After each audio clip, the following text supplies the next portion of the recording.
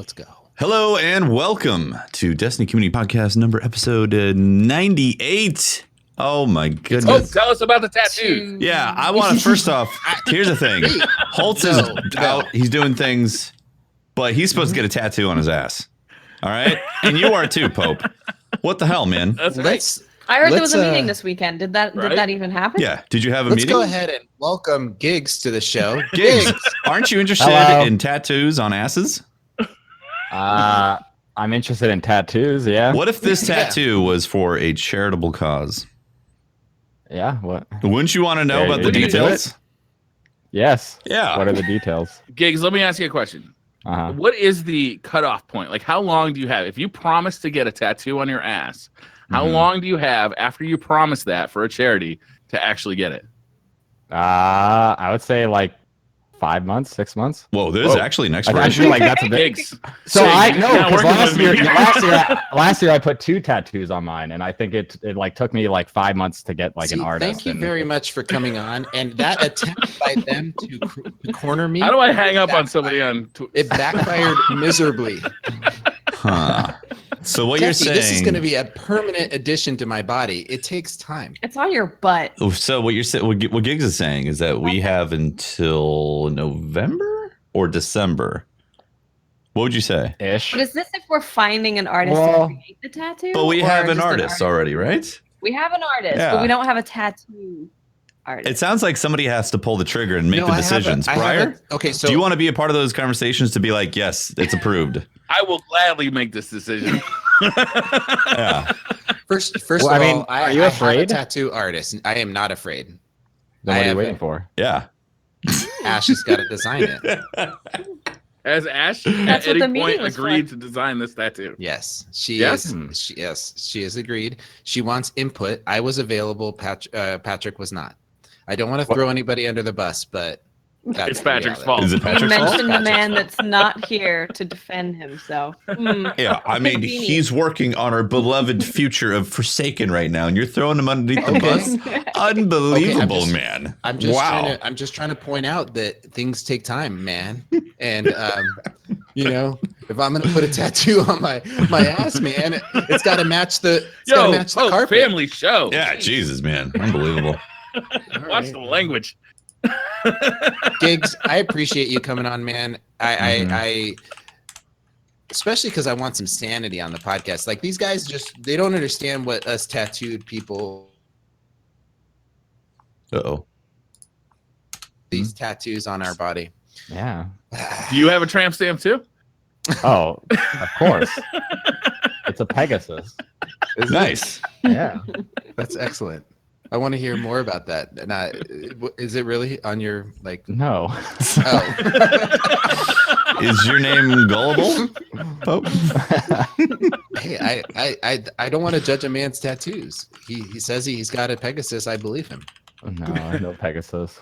So, Gigz, if some random person jumped onto the podcast, is not a fan of Destiny, and just wanted to hear about it, and they start hearing you talk, what do you do on the internets? What do you do on your Twitch channel? What are you known for? I played Destiny, PvP and PvE and world's first races, and I don't know. I do everything. Destiny related, at least. You're a Destiny guru. I am a Destiny transmitter on twitch.tv. Yes. Do you farm worm spore? No, I hate that. Okay. We've discovered one aspect today. Don't go there for your worm sport. Do you do Whisper of the Worm carries? I don't do any service carries or anything like that. No. Mm-hmm. Do you like the Whisper of the Worm? I love the Whisper of the Worm. That thing is incredible. Do you prefer to call it Black Spindle or Black Hammer? I call it Whisper, but if I had to pick one, Black Hammer. But although originally I was calling it Spindle because that was the most relevant name of the gun. Yep. But I call it Spindaroo. Spindaroo. It's the official name. We have requests from chat to tell us your favorite drink and snake. Is that relevant right now? Yeah. No. Yeah. That doesn't even make sense. This is an important part of every interview. Yeah. Right. So we what's it need to gonna be? know your favorite drink and snake, Gigz. it's drink alcohol related or just drink? Any drink. It doesn't matter. Hey, look, we don't write the questions. We just transmit. It can be like a juice box, you know. What kind of snakes are there? I mean, juice boxes are nice. No, I like. I'm gonna go with Monster as the drink, and ooh, which flavor of Monster? I like the regular or pink lemonade. Or favorite snake. Why is this relevant? It's relevant. Don't talk about it. Just answer. Yeah. What kind of snakes are there? All right, I'm gonna go with the python. There you go. Ooh, Monster. But you gotta explain Monster why. python. Yeah. That's quite a combo of words there. Monster python. Is that's sort of like your spirit animal, right? A monster python. Yeah. You could say that. Yeah. I dig it. Gigz asked us, "What are we talking about before the show?" And now he knows. Yeah. He's discovering it live. So, was there a monster python on this week at Bungie? Is it a twab, a thwab? Is it thwabbing? Was the twab considered a monster python? Yeah. I fully expected like a pretty boring twab because they were going to Gamescom, and usually when they're like going away, we usually get like, hey, we'll be in Germany. Hey, with we'll see. alcohol. Yeah, we'll see you guys there. Yeah. There's actually some pretty relevant information in here. They're telling us stuff that we probably wouldn't have heard from Bungie before, like the whole Redrix thing. We probably would have just signed in and been like, "What? They did that?" Well, we'll get into that. We'll get into that excellent decision later. Or now? But I want to talk to Gigz a little bit. Like Gigz, you do like high quality gameplay. You're tier 1. Tell me about that. What is that? It's just our Destiny clan. It was I don't know. We've made it in the alpha of the game just because like you had like the little like clan under your name and tier 1 sounded cool, so we did that. And it was almost like a rank type thing. Yep. And then so now we're just a bunch of streamers, players, and we just play Destiny. You've got some. You said you go for worlds first. Have you been able to achieve any of those? I got one when I joined up with Redeem for Prestige Eater Worlds, but at the same time, it's like it's a prestige one, so it's kind of I want like a normal mode one. But we are the Kings of Worlds 4th. We have like 4 or 5 of those. I don't know. So we have second, we have third, but we have a legacy of 4th place. Never the bride, always the bridesmaid, huh? Oh, sorry. Yeah. That's like. It's like sure. So are you going for this? Are you going for the? Is tier 1 going for this raid? I mean, I am. I don't know how many of us are like actually geared and stuff. A lot of us stopped playing. So going into Forsaken, I don't know yet. We have to figure that out. But I want to. Yeah, I'll at least be going for it. You know, I'd actually like to know about the like the year 1 D2 malaise and how that affected the tier 1 clan. Because like you just said, a lot of you guys stopped playing. Obviously, Warmind stoked the fires, and Forsaken's looking really great. But I'd like to know how year 1 has been in that sense for the clan, for you guys. Well, it's been like me playing, and then I even stopped playing for like 3-4 months. Everyone else quit very early on, probably like after like a couple of weeks of the game coming out, and then a lot of people are coming back now. Yeah.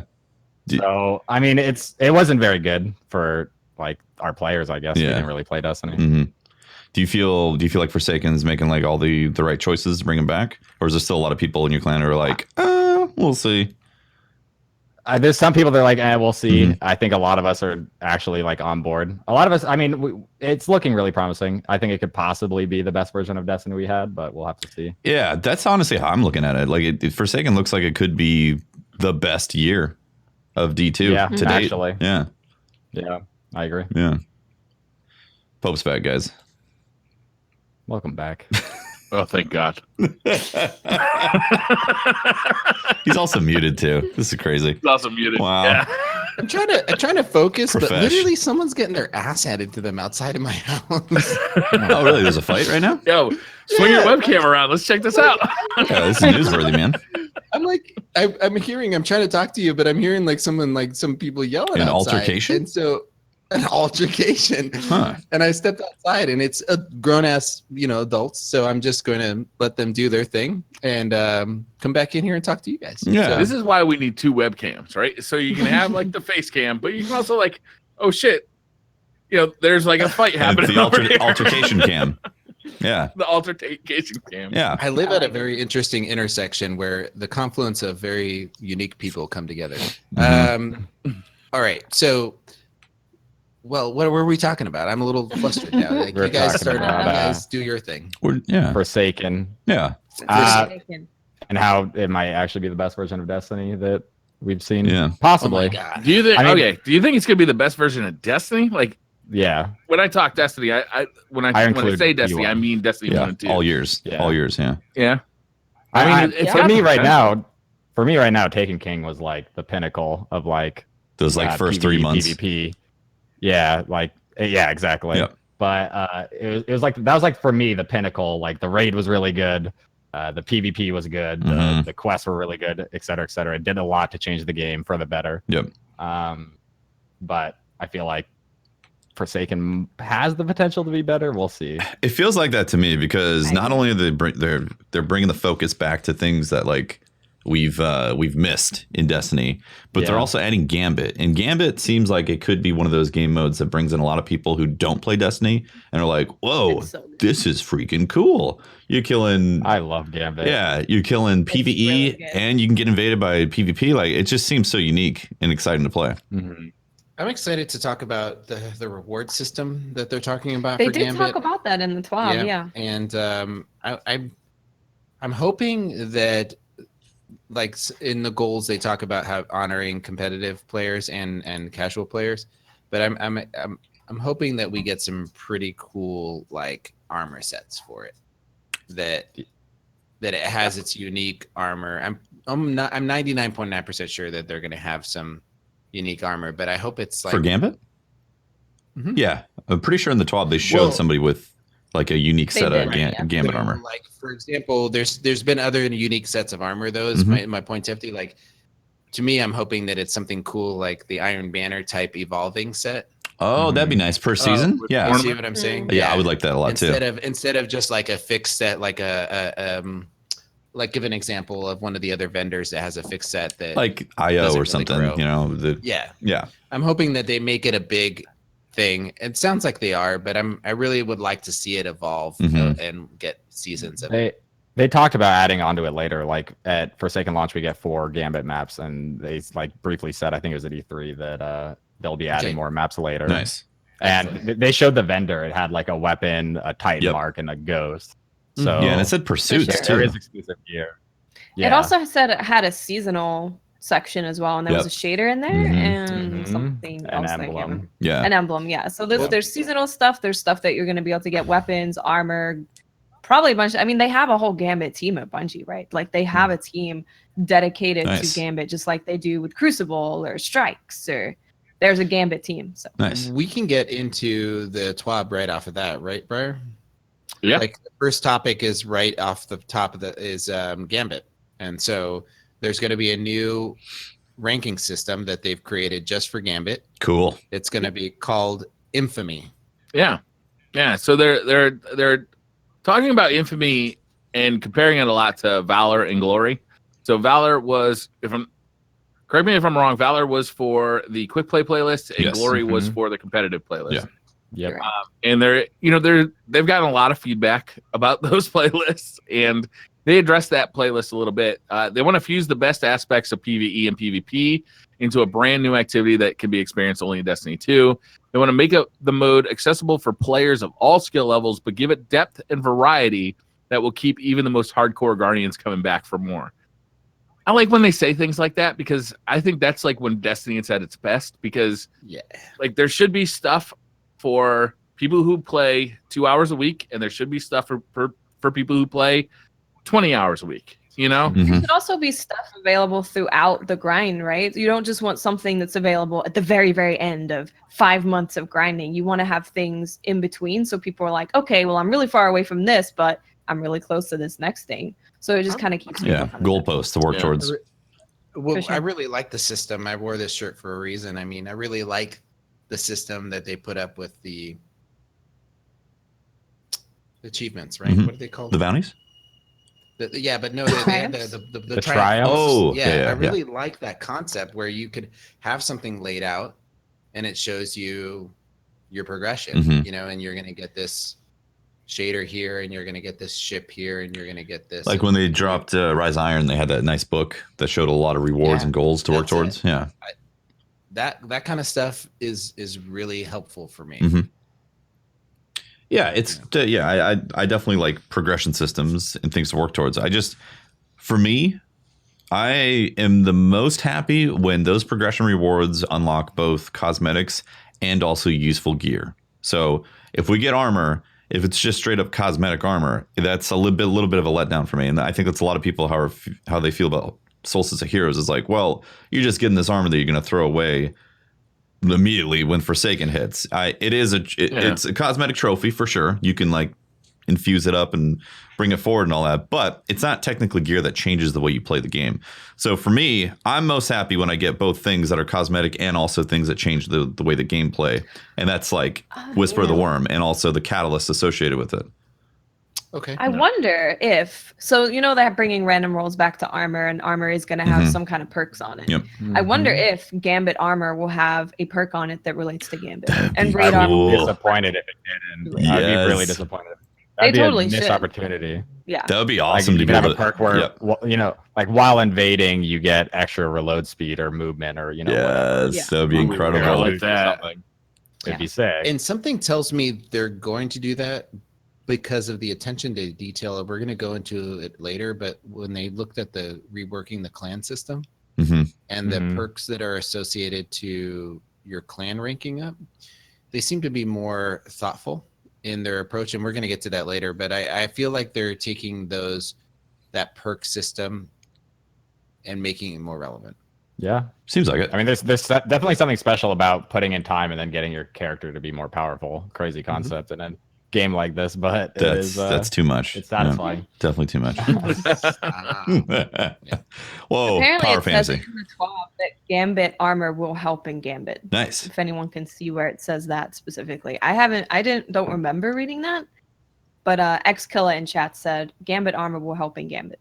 Okay. It says that in the TWAB. I would love to be able to go into Gambit and have a loadout that's specific. That's not just weapons. Like the pure weapon in subclass loadout. Like that's kind of what is kind of boring about D2 year one is that's all there was. And it's just one specific type of thing that was going on. I want a unique type of approach for each activity. So I could build a whole armor set that's really powerful specifically for Gambit. Or even if I want to be the invader and build an armor set specifically for invading. And Absolutely. Yeah, for sure. Also, if you go to just bungie.net and you know how they have the picture right at the top where you can click to see the TWAB, I'm pretty sure that's showing the Gambit stuff, some of the Gambit stuff. Okay. And one of the weapon, the hand cannon the hunter is holding is like a straight revolver. That thing looks amazing. Nice, it does look really cool. I don't love the look of that gear. It's a little bit. It's a little drab. A little bit drab. Space Wanderer. Kind of neat and like a little space hipster. Oh, the Warlock does have a eagle. It does have the eagle. The Warlock Bond has like. They did show some of the armor. Yeah, like that armor. So later on in the TWAB, they're like climbing ranks will be able to earn some pretty sweet gear, and the picture that they have of the Warlock armor is the exact same as the armor in that banner. Yeah, it's like a big leather duster jacket. I'm not so keen on the Warlock and Hunter, but the Titan armor, it feels unique to me how it's not so broad of shoulders, but the tubing, it reminds me of something. Yeah, the helmet looks unique. The thighs, if that's the thighs I'm looking at, like the thighs look like they have like extra bulgy armor on it. I'm not so much a thigh guy as a the weapons look cool as well. I don't know. Is that do you think that's an auto rifle or a pulse rifle or a scout rifle that the Titan is holding? The Titan looks like a pulse. Scout Or scout or pulse. One of the others. It reminds me of some of the Dead Orbit stuff where it's got like wood and black metal. Yeah, the hand, like Watt said, the hand cannon is very cool looking. It looks cool. That's very impossible, like right? Titans are not part. They don't shop at, a Dead Orbit. Yeah, they don't do Dead. They don't go to Hot Topic. So it's either New Monarchy or nothing. So that has to be something else. Right. Going back to Infamy. So Infamy is the new progression system inside of Gambit. A progression-based ranking system where completing matches earns you points. Winning matches will greatly accelerate your climb, while losing matches still earns you points, just fewer than if you win. An experience that rewards players with Gambit weapons and armor. So you do get weapons and armor specifically from Gambit, and you can rank up. Whether you win or lose, you still rank up. You just rank up faster if you win. Right. What do you guys think about that? It's cool. The ranks I think look that's cool. fine for Gambit, right? You don't need it to be just pure win base for Gambit. You don't want to have people be upset. Now, let me ask you, do we want like just a quick pulse of the 5 of us? Okay. Do we want Gambit to be current quick place matchmaking? Yes. Or Yeah. I didn't even get to say the second half. You don't. I already know what the second half is. It's pretty obvious what the compliment is. Yeah. So it's more of just like the not skill based match. I think it's too early to tell, honestly. Like we need to get in with the population in there and like play it for a month before we can tell if there needs to be some alternate form of Gambit that's like, here's a comp version of Gambit that needs to be in there that has higher SBMM and different rewards or something. But like as it is right now, like I want to be able to just chill in the Gambit playlist for a while to just like relax. Mm-hmm. I played one game of Gambit, so I don't know. Maybe you guys know more than I do, but I don't know. Like, how much does one player have an impact on the outcome of a Gambit game? A lot. I don't really know. Yeah. Like invading can win or lose your team a game. Like that, it literally comes like you'll have a moment where you're a player invading and the game is in your hands and you either clutch up or you lose. And you know it too. Because you're going across and your team's down, they're about to lose. And they're burning their primeval. Their primeval. And you start sniping or killing the other team, and all of a sudden you're adding health to their primeval. You see the health and back at home, you got your teammates burning your primeval, and you know that you can stop them. Oh man, what's interesting is that if you are invading, then you're actually reducing 25% of the potential burn on your primeval. So you have to perform and get those kills.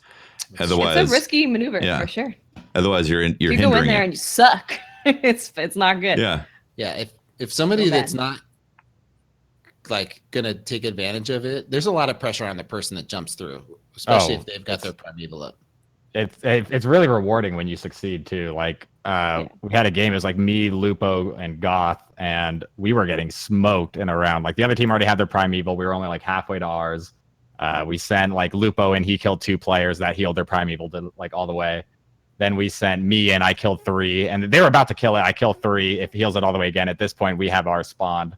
We send Goth and he gets a team wipe, kills all 4, and then we ended up coming back and winning the game because of all the invading. Nice. And all 3 of us were able to clutch up. So it was like that game, we were like screaming at the end of the game because we were just so excited about making that comeback. So yeah, Gambit is. And watching it on the main stage at Guardian Con and like Watts just going absolute ham at the right time, man, that was epic. That was epic. I mean, I remember like just plays in Gambit can be so influential, especially if you're the invader, especially. Absolutely. It's exciting. Can't wait to play it. They're also breaking down how the new Infamy system works so that you're going to see progression like shorter term. So instead of like getting just progression when you hit Guardian, Brave, Heroic, Fabled, and Mythic, there's actually going to be smaller tiers. There's going to be 3 tiers of each of those levels so that you'll see progress hopefully every time you play. So that like it'll give you like a carrot on a stick that's a little easier to actually catch every time you play, which should be rewarding. So it's like Guardian 1, Guardian 2, Guardian 3, and then you go to Brave 1, Brave 2, Brave 3, and then Heroic 1, 2, 3. Yeah. Exactly. It's almost like it's good. What were the ranks in Halo? It was just so progressive, right? You went from sergeant and then general grade 2. Didn't they have sergeant first class, sergeant second class? Yeah. They went all the way up to master chief, and then you went through. Yeah. It was. I love that ranking system, and I love Here's something that I hope they have in Forsaken, but I don't think they're going to do. They've talked about ranking. I would like the rank that you are in these playlists to not just be a calling card or that you put up, but actually be a symbol near your name. Oh, like getting rid of your level 30 and then putting a rank right there instead? Absolutely. That'd something be cool. something that shows what you are, you know, that the running around in the to tower with a title or an emblem that people can see right next to your name. That's right. That'd be interesting. You can choose to select that. If you're a PvE player, you can choose to highlight that aspect of it. It's real estate that you can choose to broadcast. Right? Be cool if you could pull out your ghosts and show that. Sweet. You know, with those new the new cosmetics that they're doing with the ghosts. The projections. Yeah, be able to show your rankings with that. Yeah. You walk up to somebody and you're like, whip out the ghost. General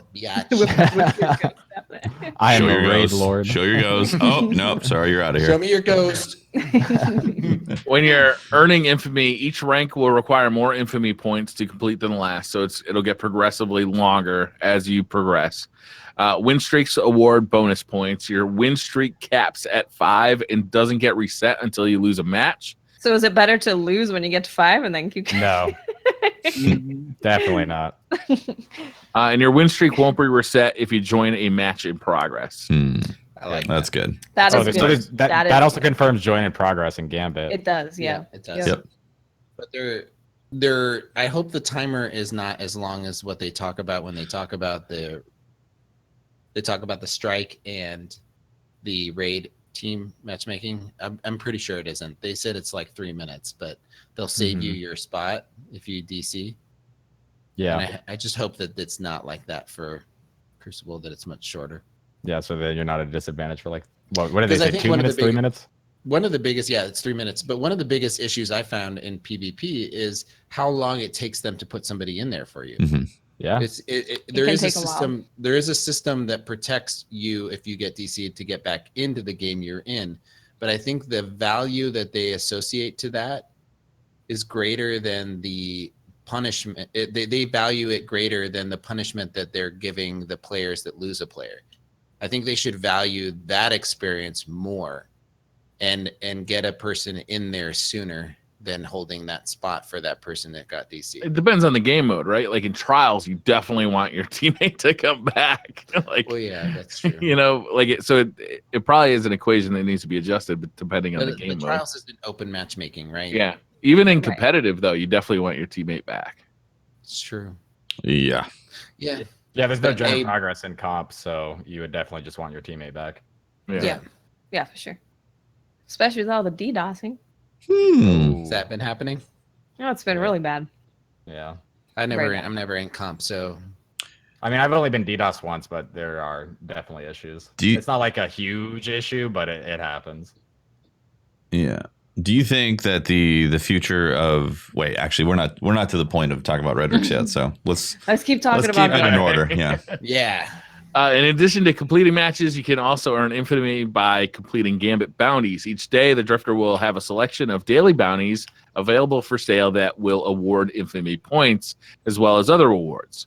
They'll also sell a special weekly bounty once you reach level 50. So there's like a little bit of an end game here. The weekly bounty will award a large number of infamy points and a piece of powerful gear. So it allows you to always be making progress toward legend, no matter what your short-term goals are. Are people going to be trying to hit level 50 in infamy before they raid? Interesting.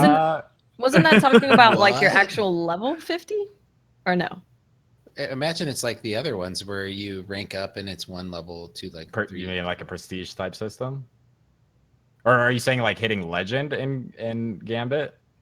No, it sounds like they have like, you know how in the Vanguard, every time you rank up the Vanguard, you go up a level, and once you reach level 50, you can. I thought they meant character level. Yeah, like once you get to character level 50, it opens up. That's what I thought. Oh, interesting. Yeah. I don't think there's like a token like system like that. I think all the rewards are tied to your rank. I misunderstood it then. Yeah. The really cool thing, though, about that picture is so they have the available bounties and then they have pursuits. And in those pursuits, they have 2 like books, it kind of looks like. Mm-hmm. So what are those? Yeah, right. Is what I'm wondering. Because I know that one of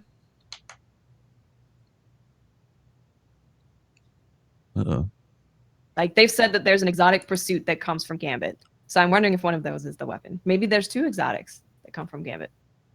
One kind of looks like a record book from D1. It does, yeah. It does. I don't know. Interesting. The symbols on the front. One is definitely a Gambit symbol, right? What does The it other mean? symbol is it looks like It looks like a exotic hand cannon. It that's looks right. like a Maleficent. Maleficent. Maleficent. A Malleus Maleficarum. The thing that It's not a last explodes when word. you I don't hit care. people. That thing. Malevolence. Malevolence? I don't know. Maleficence. Whatever. Just call it not the last word, all right? Not last word, yeah.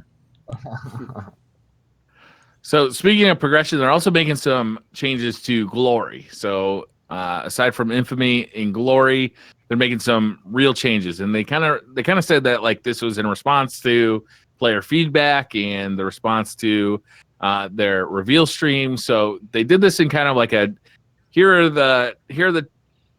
why we're making changes, and here are the changes we're making in response to them. So the goal was make earning a higher rank in Glory not feel like your second job.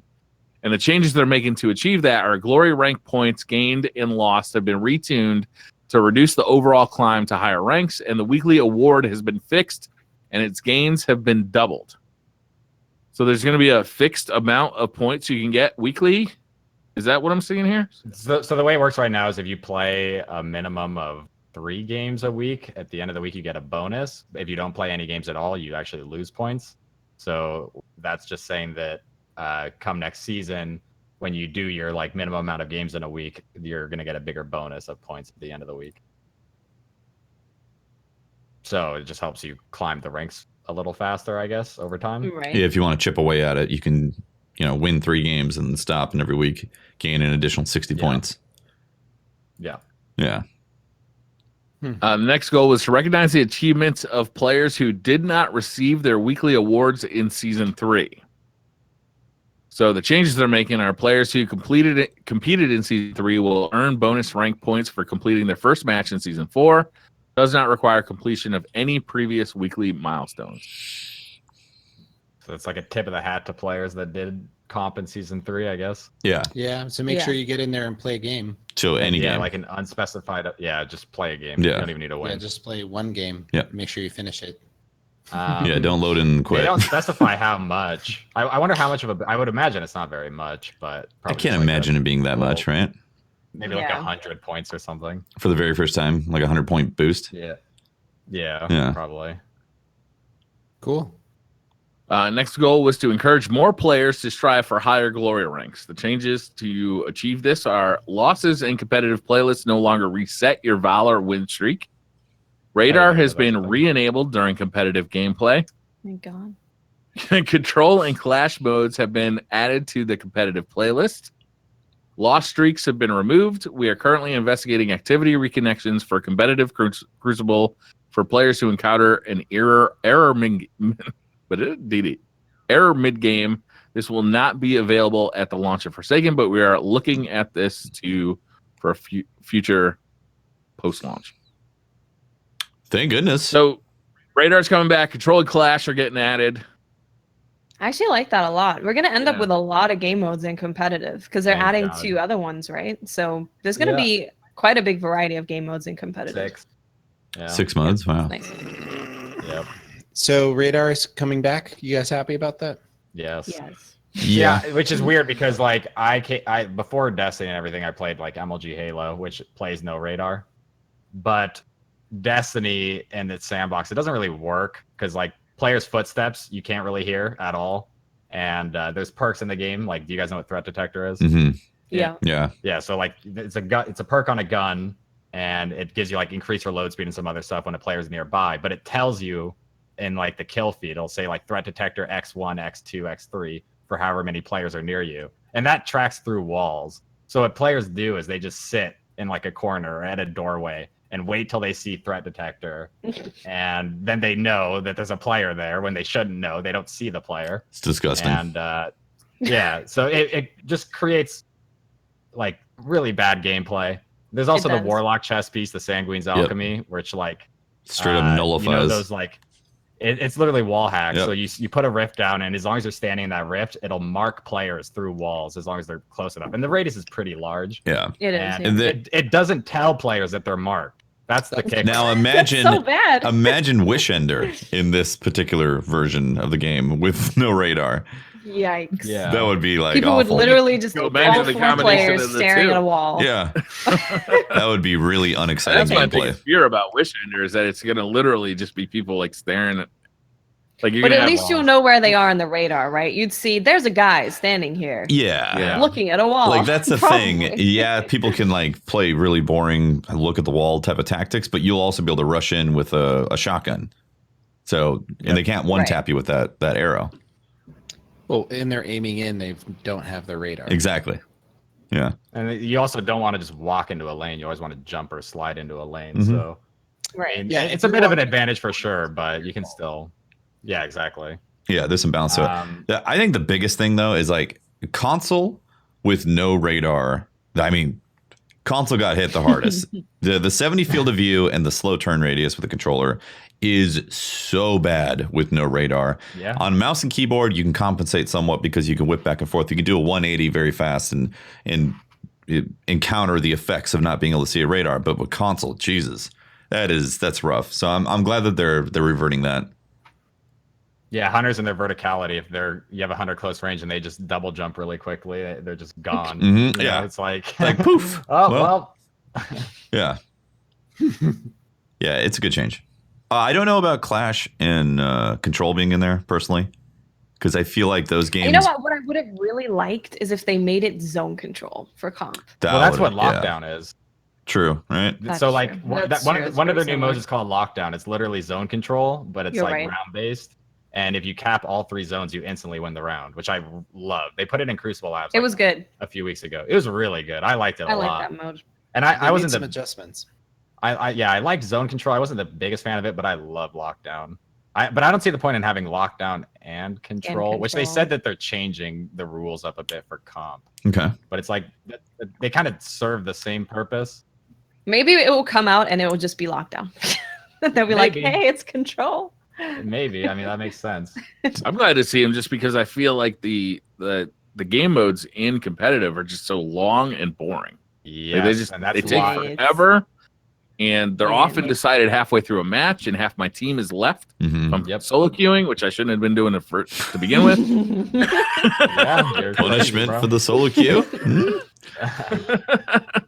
No, putting respawn modes in comp has been one of the most requested things because like countdown and survival they're not even objective based modes. Like countdown, you always win off of kills and not the bomb.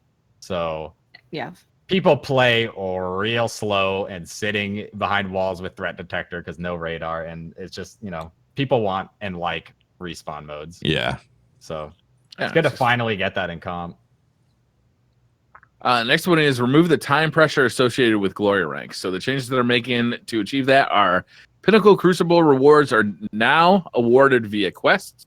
Some of these quests will ask you to engage with Valor or glory ranks, and these quests will not go away at the end of the season. So instead of you only being able to get those Crucible weapons from just playing comp and getting a certain rank, you'll get it through a quest. Yeah. Okay. Redrix Claymore is being retired in Season 4. Players who already earned the weapon will still be able to equip and use it. Players will be unable to earn Redrix Claymore beyond Season 3. Well, that's good because I put in a lot of time earning it, right? But wait, there's more. Shaxx will offer a new quest that players can complete to earn Redrix Broadsword, a companion weapon to Redrix Claymore. Can I just make a comment? on how incredibly confusing it is to say a companion weapon when we have confusing. weapons that are companion weapons, like the mini tool. Right, exactly. Very confusing. Yeah. Well, that's cool Redrix that broadsword. Oh, I'm sorry. Go ahead. It's a sword. It's cool that they're adding a sword to go with my exclusive season 3 pulse rifle. Yeah, it's very cool. Yeah. It's very, very cool. It can get headshots too. First sword that can get headshots. It shoots 3 bolts for a sword. Crazy. That's gonna be pretty powerful. Yeah. Redrix broadsword features a similar talent arrangement, but it does not share the lore and triumphs associated with Redrix Claymore. That lore, though. The wording on some of this, I was just like talents. Like, come on. Talents aren't perks. So what are talents? What is a talent? Well, those would, I assume, be stats. But if it's a sword, how could it have the same stats as a pulse rifle? That's crazy. It's a gunblade. It's a gunblade. Oh yeah, That would gunblade. be awesome. Now we're talking.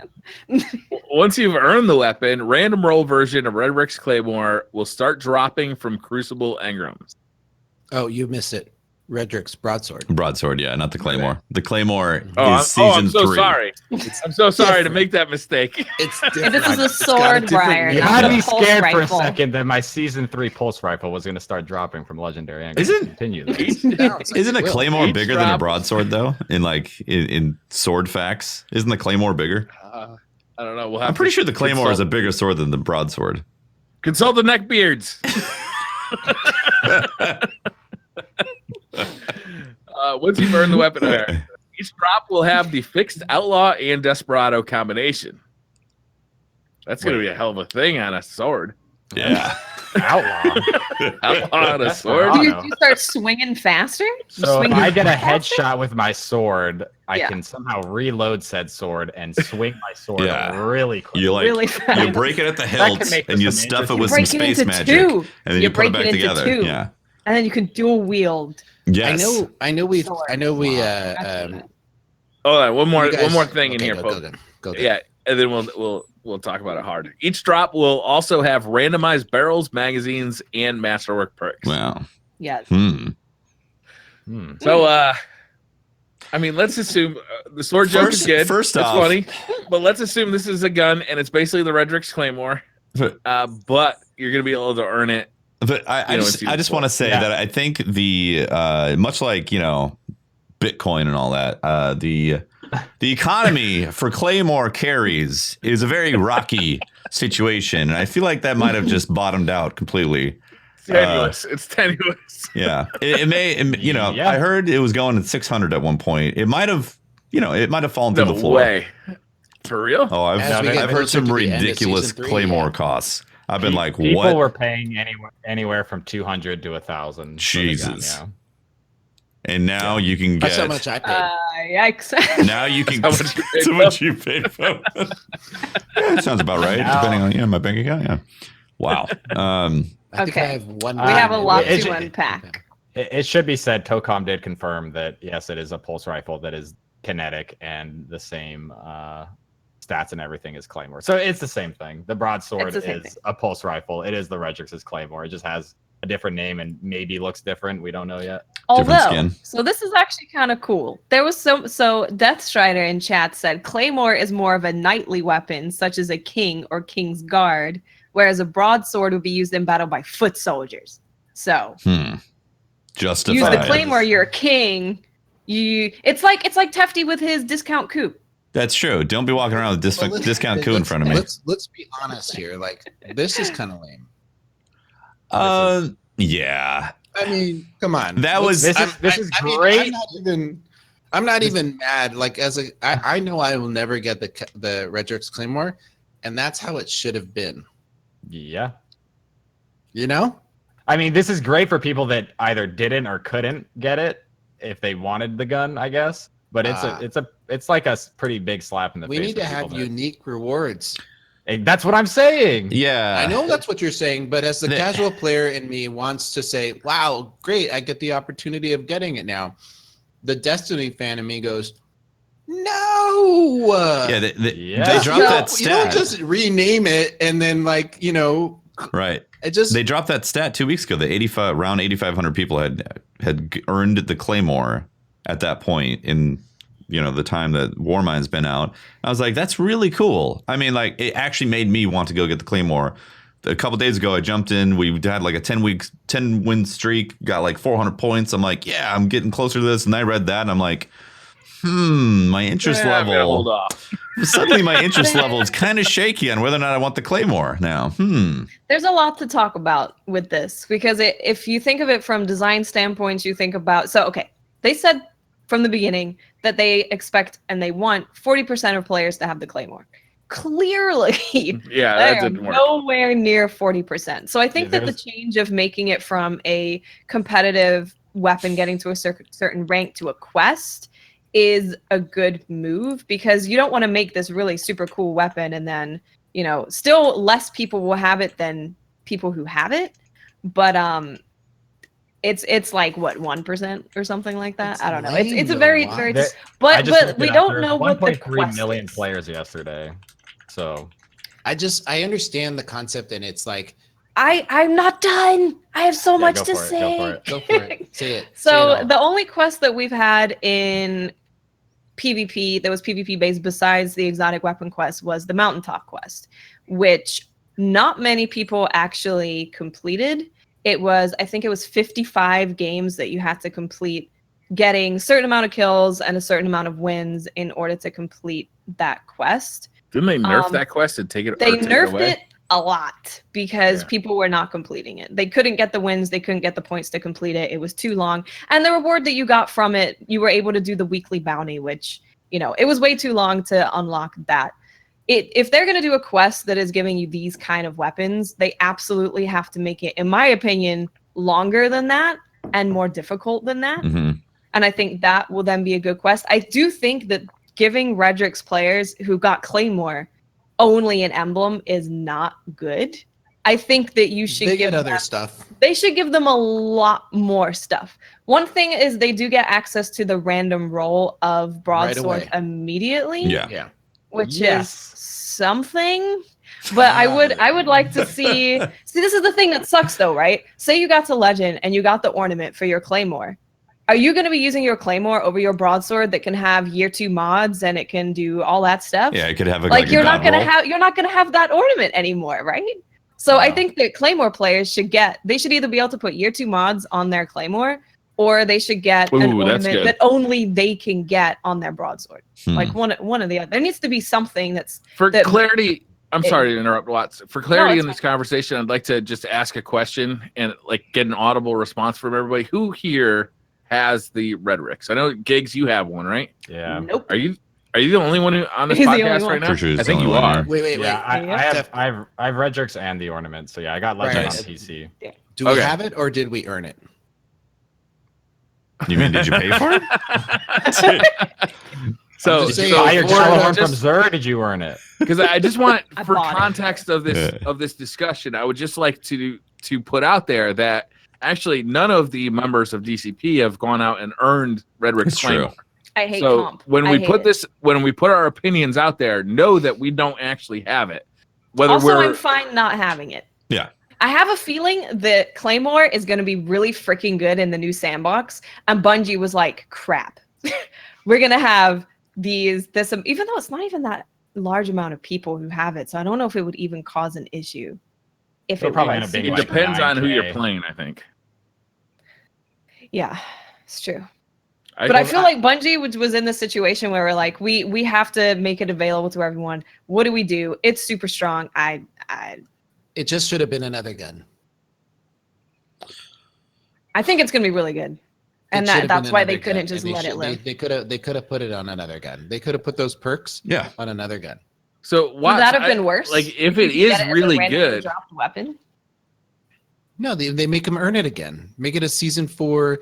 The Desperado, that perk set, that cool perk set. So should you're be saying, something indicative of the comp playlist, and then add it to another gun.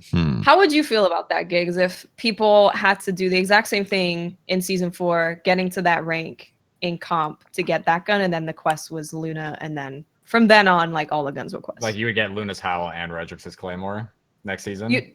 Well, you'd have to do a quest for the Howl, and then you'd have to do a certain rank for a Claymore. Is that better than 2 quests? Or is it still like, nah, like you have to get it now or you don't get it? I mean, I had didn't they say something about like it's not totally going to be exclusive to this season? I don't remember that. I don't know. For some reason, I felt like something like this was going to happen with the Claymore. Yeah. And I feel like maybe we don't even know what the quest is, so it's hard to say. But I wouldn't even be mad if it was like next season to get, instead of Fabled, like the rank before, like Heroic or something, and then you got Claymore. And but it's like, it just feels like it's totally lost its prestige. I mean, we don't know what the quest is. It could be really hard. I highly doubt it's really hard, but it might be like time consuming. Yeah, that's what I'm assuming. It's going to be a time consuming quest instead of a. Tokum said specifically that it was and it would take a lot of your time and a lot of energy to complete it. Yeah, so it just seems like more of a time sink rather than like you have to win a bunch. Right. Like, what does that mean? I hope they put wins in it though, man. Power? Like the graphics are going to be really good? You're going to have 2 GTX 2080s for it to really be powerful. I hope they make the quest win-based. I think it's important they make it win-based. Mountaintop was sort of win-based because you had to get a certain amount of points, and you'd get 3 points for winning, and then you'd only get like 1 for losing or something. Yeah, something like so it took a really long time if you were losing. But I think they need to have it be a win thing. Can I offer a counterpoint to this? Is that yes, the fact that the competitive playlist sucked. Like, it's kind of cool that like everybody else gets a chance at the Redrix Claymore. Like, it was a pain in the ass to play it. It was no fun to play when you were playing it. And I think that the competitive playlist as it stood in season 3 was just kind of a failure all around. So to bring this to the greater Destiny population, it's not that bad. I think that they set up a goal and they wanted more people to be able to access the gun, because it'll probably end up being like 9,000 people that get the gun, right? And I just looked and there was 1.3 million players yesterday, right? So that's an incredibly small percentage of players that actually got the gun. 1.3 active players in Crucible? Yeah. It was like 554,000 in Crucible, 777,000 in PvE. Okay. So I just like combined the two, like about 1.3. Yeah. So I mean, I don't think that even like, okay, let's say that they just went the route of like, you don't get Redrix at all unless you got it this season, right? Then the gun's just gone. But next in the sandbox, more than likely it's going to 2 burst, and then you get Desperado, and then you're just killing people in like 0.1 second, right? So like it would have been like the best gun ever. Like, it's already like third best pulse rifle, but it would have literally been like the greatest. And I think there should have been some way of getting it, but I don't know if just this quest is the play. Here's the thing, though. I think it's so hard because I don't know what the quest is. I think the issue at hand is that they're making it a Redrix like counterpart or brother or companion or something like that, and they should have just made another pulse rifle that could possibly roll with those perks that was close to it. Maybe it had less handling. So like the Redrix is technically better on paper. Stability. Yeah, a little bit less stability, a little bit less handling, but you could still theoretically chase that type of roll in Forsaken with a different weapon that had a different name and all that. Because the prestige is that you have the Redrix Claymore. That's the prestige. You went and got that gun in season 3. Yeah, it's okay if another gun has like similar stats and rolls to it. Like the idea is that you earned that one. I would say I actually would prefer for it to be a super hard quest to get something similar than just you can get it randomly dropped from a Crucible game. But isn't that what we had, Watts? Is we had a super hard quest to get the Redrix Claymore, and 8,000 people got it out of 1.3 million. It wasn't a quest though. Like, I think it was a quest in that you had to work to get something. The Mountaintop Quest was, you could do it solo. You didn't need a team to get it. It just took you a long ass time to do it. And a lot of people struggled to do it, which is why they made it shorter. So whereas comp, if you're going in solo, it's going to be almost impossible for you to get the Claymore. I mean, it may be actually impossible. Like, considering how many people some players just, like, quit out of games. There's some of that, yeah. Pretty much, yeah. It's one of those things where if you try to do it solo, you're good luck. a lot of pain. I don't know that it's a worthwhile pursuit. I would not. I would not. It seems disingenuous to me, and that's the problem. I like I some of the opinions that are being shared here with the what is fair and so few people have it. But to me, it's a contract that Bungie made with their player base, and it just smacks the wrong way to me. They said to comp players. They said to comp players that this would not be available after season 3. It's a unique reward only to the people that reach. They set a contract down, and it seems disingenuous to me. It seems like some of this wordsmith bullshit that you get in life that says, "Oh, we just put lipstick on this pig, slap another name on it, and it's call it something else." And to me, that seems disingenuous. And I know we'll never get it. I think it's a cool gun, and that's okay. It was a group of people that took the contract on, played a shitty playlist, grinded their ass out, got the reward, and now it's going to be marginalized within months of the next game. And it's just I think that's well said, Pope. That just pisses me off. I don't know. Yeah, I think that's very well said. I totally agree with them moving to like the quest to get the weapons. They could have just let this be, and then exactly. This is how you're gonna get the Luna. If you don't have Claymore, you don't have it. People would have found a random roll of some scout or some pulse rifle in Forsaken. There's going to be a random roll that's going to be really similar to Redrix Claymore. And everybody's going to say, "Oh, here's the legendary version of the random roll." And then they're going to go hunt for it. They didn't need That's what I'm saying. That's literally what I was saying is like they could have just kept Redrix Claymore as the prize for season 3, and it was a prestige type of thing. And then some other thing could be slightly similar with the same roll that's a random drop that people could chase. But it's never going to be the Redrix Claymore. You don't think people would have gotten mad because they slipped it in? No, because it would have looked different and it did not have Redrix on it. They would have totally been like, reskin. I personally don't think I would have liked that. Just because like Bungie had something really special. It was a pulse rifle that was pretty much an exotic, but it was legendary, right? It had perks that no other gun in the game had. And it was an archetype that's like pretty decent. And when you activated that Desperado perk, it literally became the best gun in the game. And the way to get it was really hard, so that when you finally climbed that mountain and you got the gun, it was like really special. And players, that's like pretty much the only reason people were playing comp, because a lot of people don't like the comp playlist. Nobody likes the comp playlist. I'm assuming now the comp playlist is probably a ghost town. Actually, it might change now that the Recuv scene might be tanking because of this news. Maybe. It's possible. I actually feel more enticed to get it because then I could have access to Broadsword immediately. Yeah. Yeah, I mean, we don't know what the quest is. I mean, I wish we knew what the quest was. They said the quest is going to be really intense. I feel like the quest should DCP is going to... Comp Mondays? What do you think? I think the quest is going to require you to get to a certain level before you can even start it. It might even require you to get to a certain rank before you can start it. I think they're gonna make it longer than Mountaintop. Yeah, and more difficult.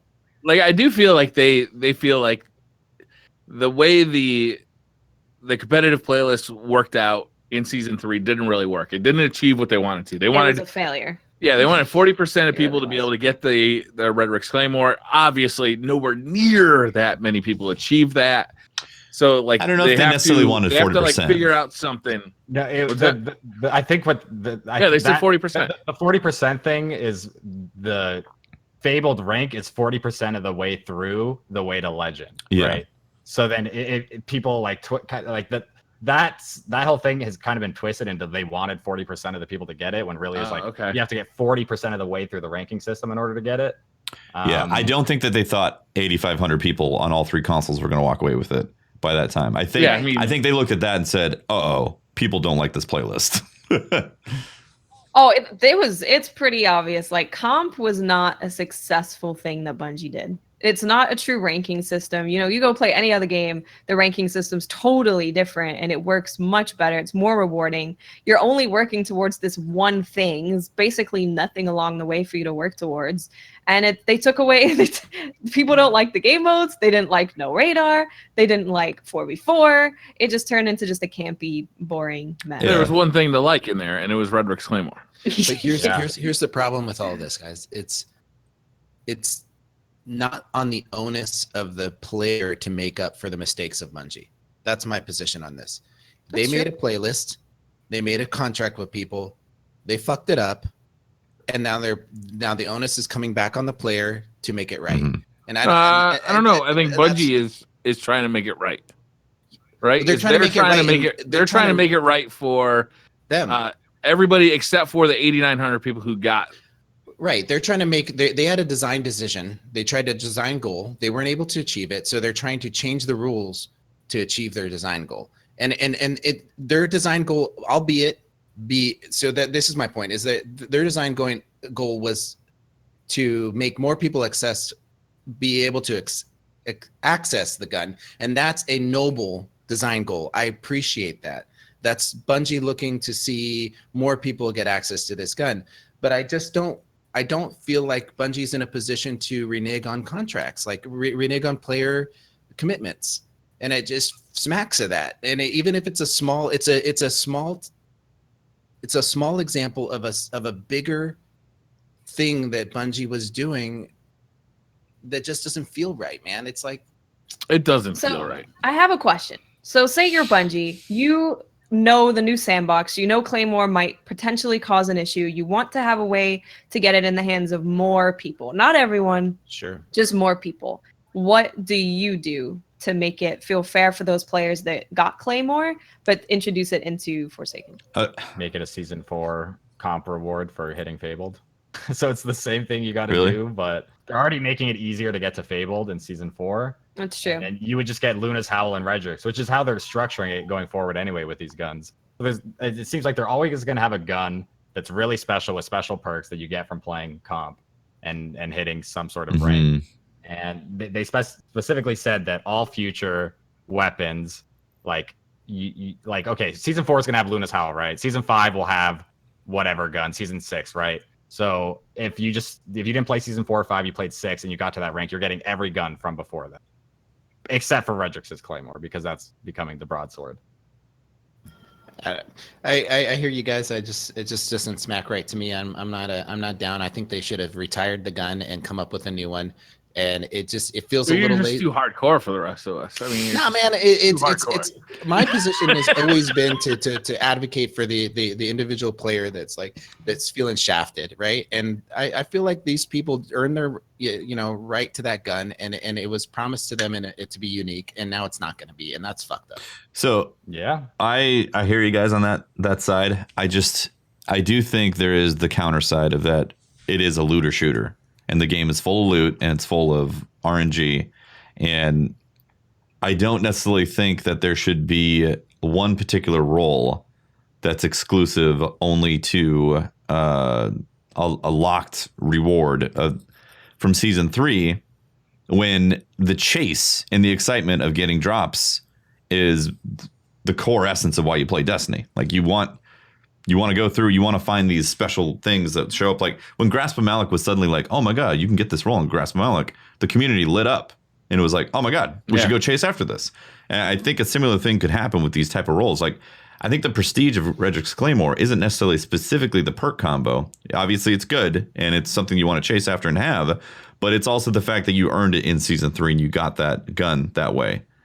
And if there was something similar to that in Forsaken that wasn't called Redrix Broadsword, because I personally feel like that's the biggest fault, is that it's Redrix Broadsword, which is a companion, which has this quest line. I like quest lines. I'm not saying the quest line's bad. They should have called it Redrix Scrublord, and then you could laugh at everyone. They should have straight up. I like that idea, actually. That's interesting. Make it like shaded like a hot neon pink or something. Like just make something like a, I don't know, something that makes it look ridiculous. That's definitely an interesting concept too. But the point behind the looter shooter is to chase things that are exciting, and locking a specific role into an echelon of high-end PvP that was only in season 3 or something like that. I don't think that's necessarily the right angle also. So yeah, that goes back to what Watt said, is like if you have a gun that's like top of the meta that's no longer available, that could be a definite problem. It could be an issue, right? For sure. But it's not going to be an issue. Think about their answer to the Luna, the IS Luna, and how it was the Hawk Moon, like the discount Hawk Moon. Yeah. And there is ways of getting, and it excites the community to go grind a strike to get a drop that is close to, you know, a Hawk Moon. If you couldn't get the Hawk Moon, you went to go grind this Ice Luna, and it made it engage the community in a different way. And I think it's going to be I think that there could have been a way that they could have done this a little more eloquently than just dropping it as like a BT Dubs. We're naming it the stepsister of the Redrix, and it just doesn't feel right, man. It's just like doesn't carry the weight. It seems lazy to me. They could have found another way of introducing the gun to the game. A couple more changes they're making are coming to Rumble. I'm sorry, Gigz, go ahead. Oh yeah, I was just gonna say I like the idea of calling it Scrublord, and I think I do too. I think that's great. They should also make it go shame every time. Shame. Every time you get a kill. If they do that, I'm totally okay with it. Oh my god. A couple more changes they're making coming to Rumble. Earning a place in the top 3 in Rumble will now count as a win. The correct number of Valor rank points will be granted. So top 3 counts as a win in Rumble, and you get Valor rank points for doing it. Few games. What's that? How it should have been. That's how it is in a lot of games. Wasn't that how it was in Destiny 1? No, that's how it was in Halo. Like, because Halo they had 8-man free for alls. If you place top 4, if you're on the top half of players, it counted as a win, which just makes sense. It counted that way for bounties in Rumble, didn't it? They had one that was like place top 3 or something for the bounties. I'm pretty sure. Yeah, that sounds right. Yeah, I think so. I'm pretty sure you're right. But I mean, it only makes sense to like current Rumble. Only first place being the only one that wins is kind of strange. Do we want to talk about this social stuff? We definitely want to talk about the clan update, right? Yeah. Since launch, 50% of people have hit max rank in clans each season going into Forsaken. There are 2 major things we want to do to improve clans. Give you more reasons to play with your clanmates and make clan perks more interesting. How you earn clan XP is changing. When you start your journey in Forsaken, Hawthorne will have 3 daily bounties.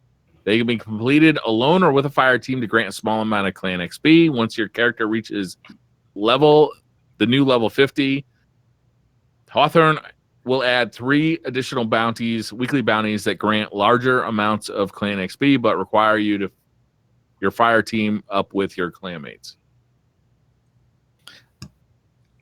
I like some of the changes. They're subtle, but they encourage team play. Right now, you know, there's really not a whole lot of incentive to play with your clan. The rewards are pretty minimal. They don't feel impactful. And to have them come in the form of like in-game increased rewards when you're doing them, when you're playing together, I feel is a step in the right direction to making them more meaningful. Mm-hmm. Yeah, one of the perks is increased resilience when you're in a fire team. Yep. I want to know what that means. How much? Yeah. Is that like 1 point? PvP and PvE? Is that in PvP? I would assume 1 point. And something that's pretty interesting with that is like, I've been thinking about like builds and stuff, right, for Forsaken. And you know how they're bringing back like 2-hit melees and shoulder charge, right? Mm-hmm. So if you actually run 10 resilience, you'll be able to tank a shoulder charge and a double hit melee. So when I saw that, I was like, oh, I need to put less of my armor into resilience now. Just play with the clanmate, get that extra resilience. Yeah, right. It's going to be, when you're doing trials carries, it's going to be like, you have to join the clan. We got to get you in the clan, get the resilience. Yeah. It's a little weird. It's a little weird. +1 is weird. Well, I don't think it's going to be PvP. I really don't. It probably is. I wouldn't be surprised. I feel like it's across the board. It's going to be PvP. It's +1. Yep. Oh. Okay. I was hoping that it'd be super impactful, like be fun to use it as a PvE type thing, but apparently DMG confirmed it's a +1. Okay. Rank 5 grants a chance to receive additional etheric and baryon resources when collecting them in the reef. What are baryon resources? Well, we're gonna find out, right? Something in the reef. Yes. It's something that Barry really likes. Barry's on and on about it. These docs doesn't shut up. Those just sound like the 2 planetary mats, like the green and the blue version that every planet Destiny has. Rank 6, the weekly clan milestone also grants a milestone masterwork core. I like this. This is good. It's cool. Because it's going to be real expensive to masterwork your stuff. Yep. 17. Play with your clan. Push a swing.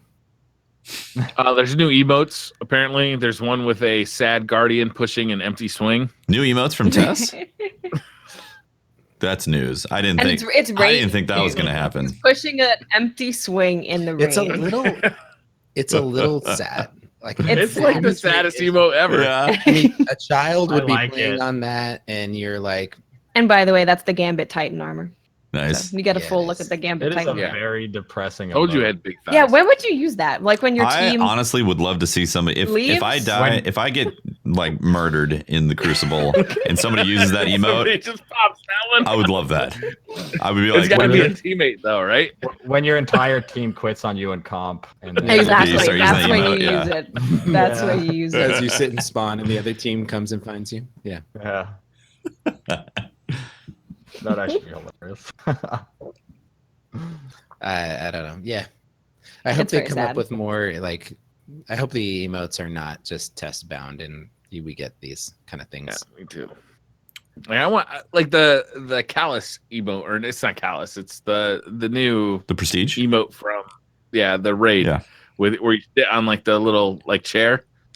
Like what a wonderful emote! It's a great emote. You earn it in the best way. So when you use it, everybody knows that you did something awesome, as opposed to Yeah. get stuff from tests. You should get that emote if you manage to get the Redrix broadsword solo.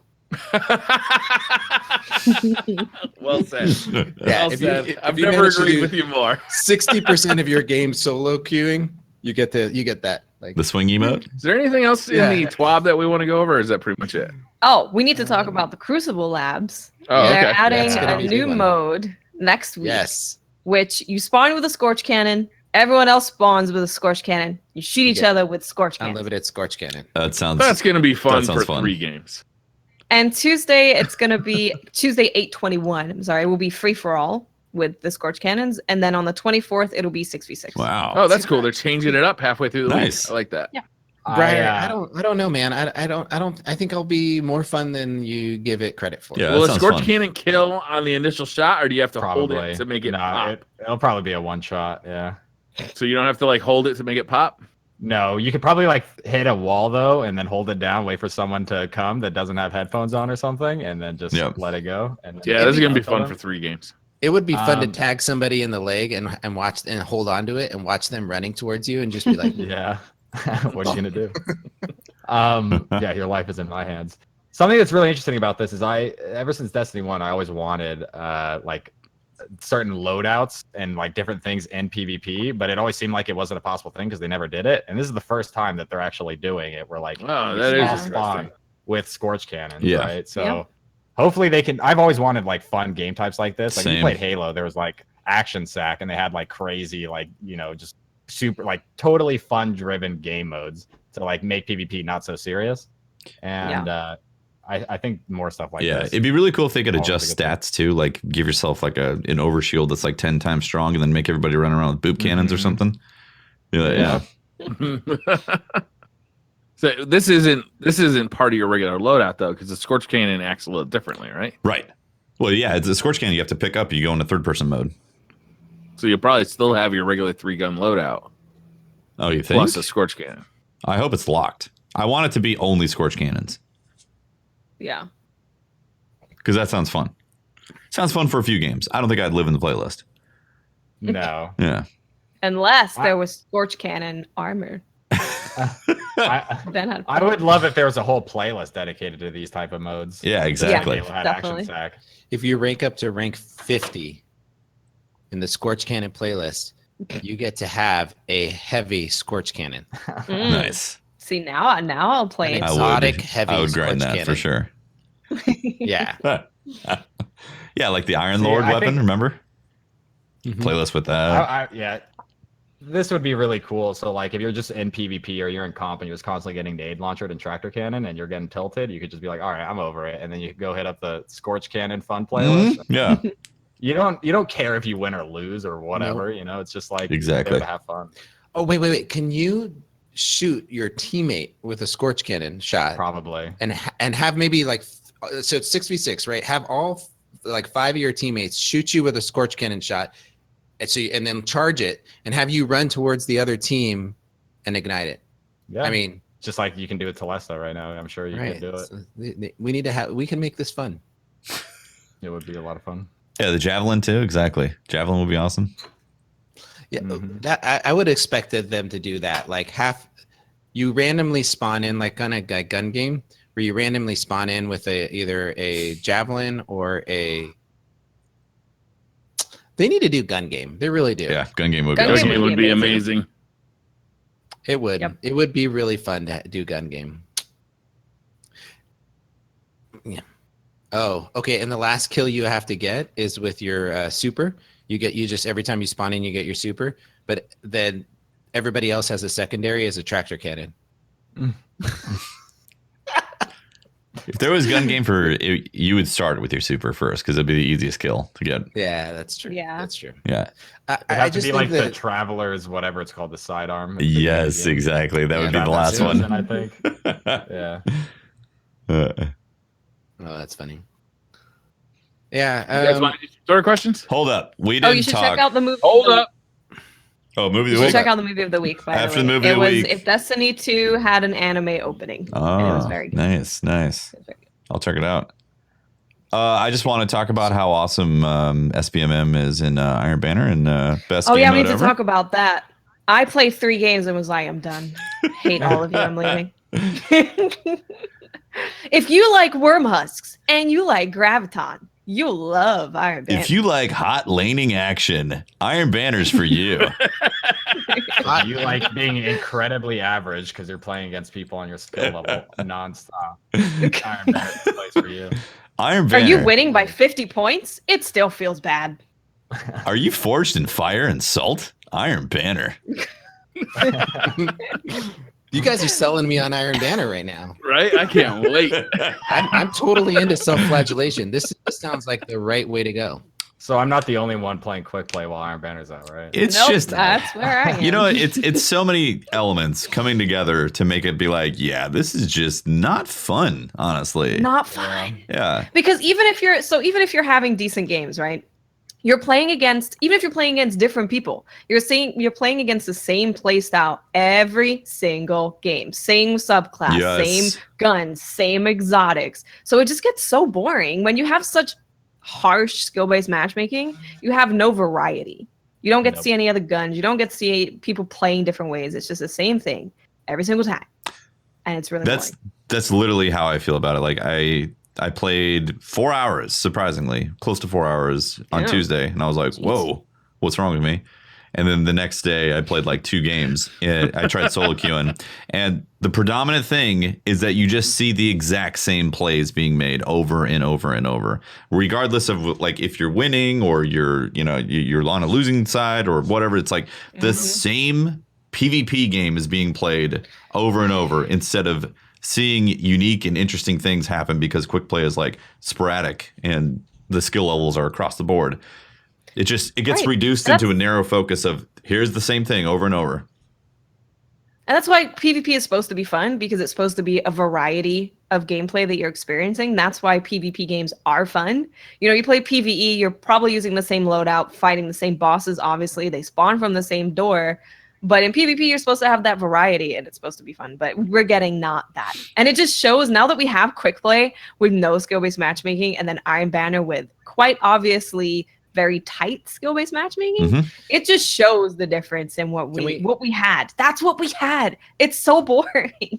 Can we talk about like the changes of like Iron Banner just a little bit, like not devoid of the skill-based matchmaking, or like some of the changes to the rule set, how it's handled, the lockout.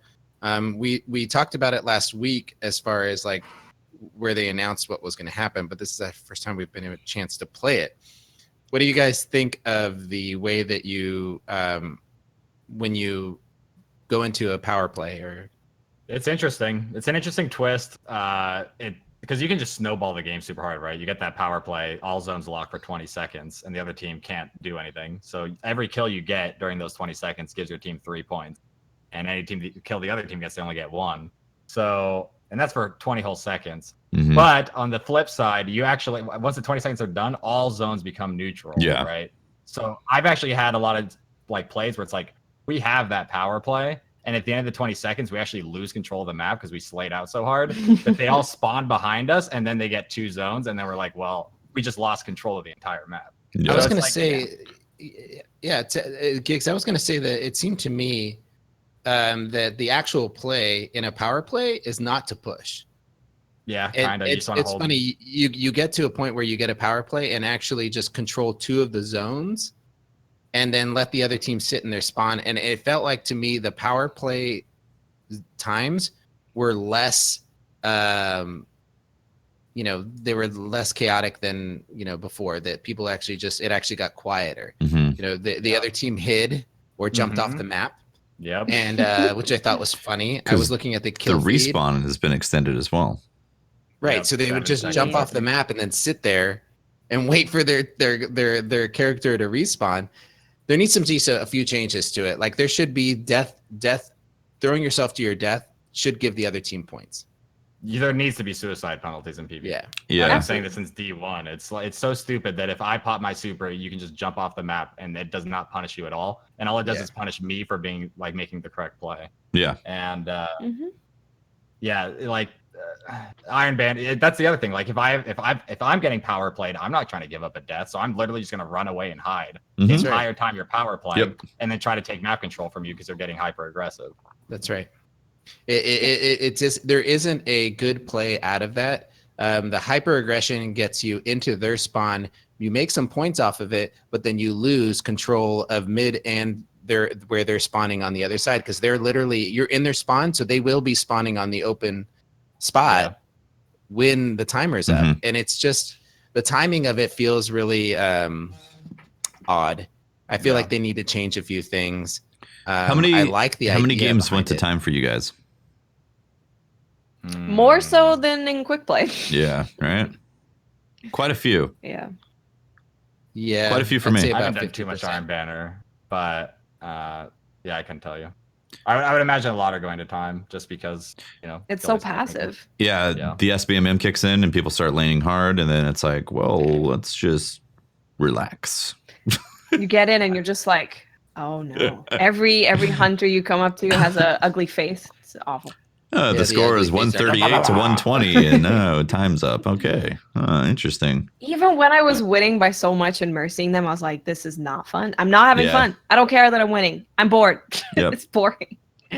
I like the elements. I like some of the graphical elements. I really like the fire pits. I thought that was Fire cool. pits are Lighting cool. up, I that's like cool. the chain when you catch Yeah, it. some of the sounds. I like the sound of the when you do capture all the zones and you go into a power play. It's like oh. Yeah, all the wolves. That's sick. It's really that audio is really buggy for me though. Do you guys notice Is it? that? Yeah. Like every time it bugs out. And other people I play with. I didn't say the notice same that. thing.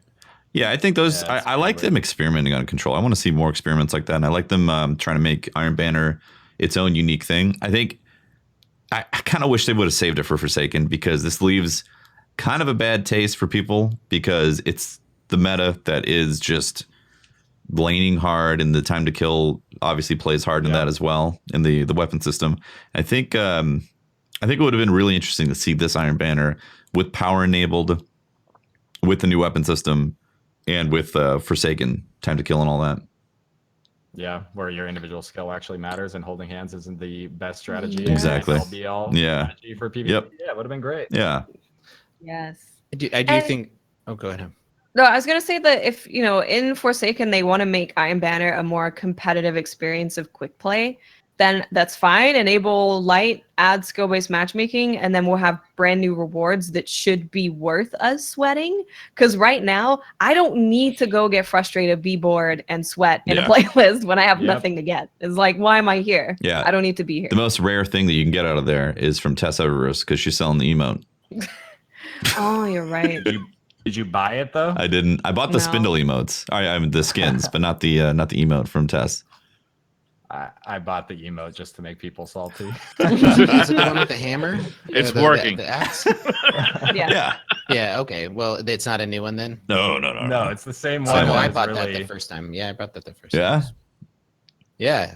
For sure. I haven't. I didn't buy it for the emote itself, literally just to make people salty. Nice. It's great. I love it. Thought it it. I don't cool. like the whole idea behind it, but I love that. I like that you that when you I bought it because when you do one of the other legendary emotes, like the dance emote where you're chainsaw like this, and you're holding the axe, it looks really funny. Yeah. You're holding this big ass broadsword and you're going Axe. Yeah. Or axe, I'm sorry. And then too soon, right? Too soon, man. Jesus. That. Yeah. All right. Anyway. Yeah. To me, it doesn't really matter. Tefty, you hear these rumors about the new GT or goddamn RTX right. I've heard about the 2080s. No, it's a 2080, right? Aren't they dropping? Is it 1180 or 2080? I think it's going to be RTX 2080. Okay. It's got ray tracing built in.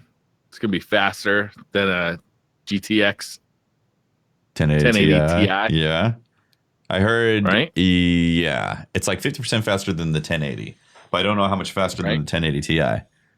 It's supposed to be out in September, right? Right. And then Intel's got new processors coming out. What?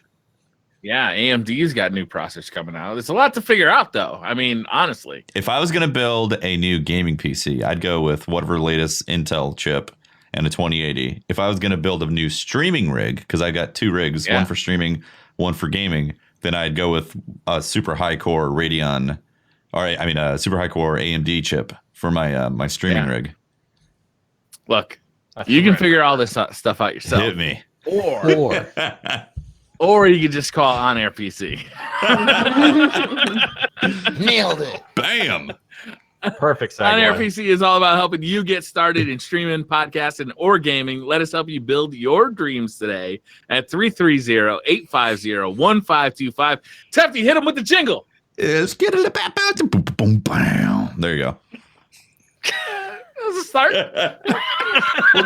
We'll get there, Briar. Just keep going at it. It's going to be different every week. All right. I'm in a jazz phase right now.